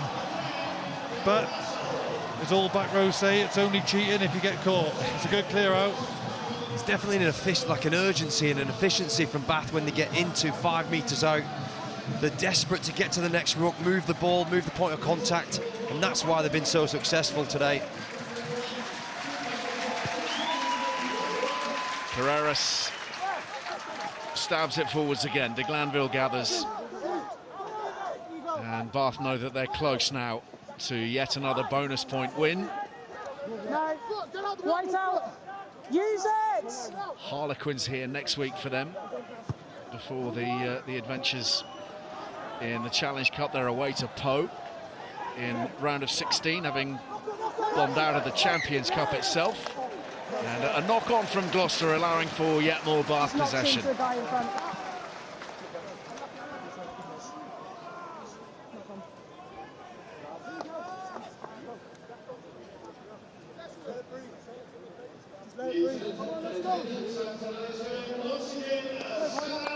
It's been a joyous feel to the Rec this afternoon. You can understand why. The trophy, of course, is a key part of that, but just keep casting our minds back, actually, to the darker moments over the last couple of seasons, the times when the fans here were sitting through, very often pouring rain, but some thumping defeats, 60 points, 70 points put on them. And now here they are with the expectation levels as they are. I mean, everybody's expecting them to win this Premiership this season. I can't help but feel that Van Gra's very much kind of calm everybody down, because he knows there's a job to do, and he won't see a success if they don't get to the Premiership final and succeed. Oh, the delay on the ball from Ajomo, sublime. Butt is there, and then Russell fumbles. And Gloucester are off the hook. In front of that knock-on. And there's an offside ruling as well. It promised so much. Carrera stumps it as far as he can. That was a glorious little break. Oh, we've seen this combination. It doesn't matter who it is with the Jomo, red path, rig, it doesn't matter. The skill is so hard to defend. The teams have been running this move now for years and years, but it still proves to be so hard to defend against because of the options that are coming at you as a back line, but you still got to run it well. Fellas, please. Come on.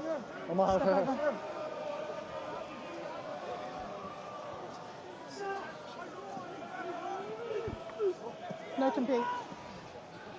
Englefield on at scrum half for Gloucester. Here's Harris, who's done everything in his powers to stem the flow of the Bath attacks. Clement with the offload, and again one more knock on, this time from Harry Taylor as he tried to gather. I've just got it off White. Anything? 6 tries so far this afternoon from Bath, 4 in the first half, 2 in the second, making it 34, believe it or not, across 6 Premiership games here at the Rec. Okay, so it's their scrum.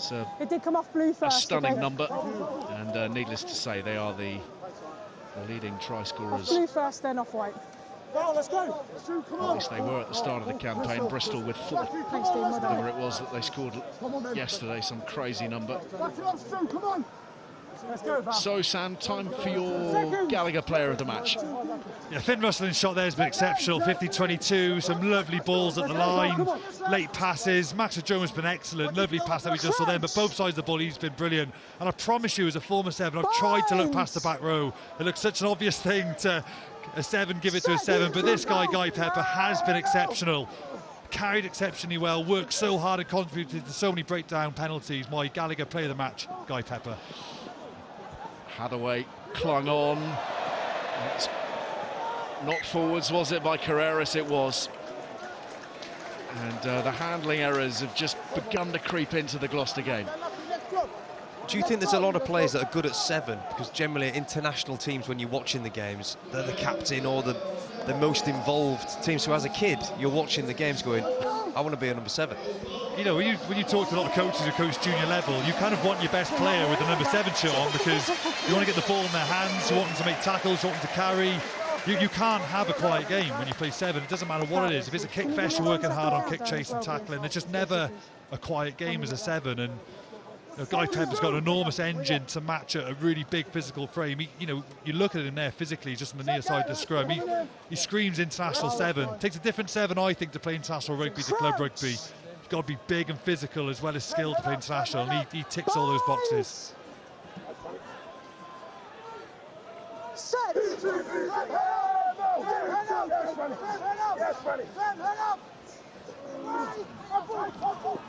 Ajomo leaves it hanging for Russell to Glanville, pirouetting, gets it away to Muir. Always that defensive presence of Chris Harris. Tried to take it quick, Muir stretching off. Let's not forget a starting test line in 2021, Chris Harris. Struggling to get into that Gloucester Scotland setup with the Jones Turpalotu combination. Tom Jordan coming through as well.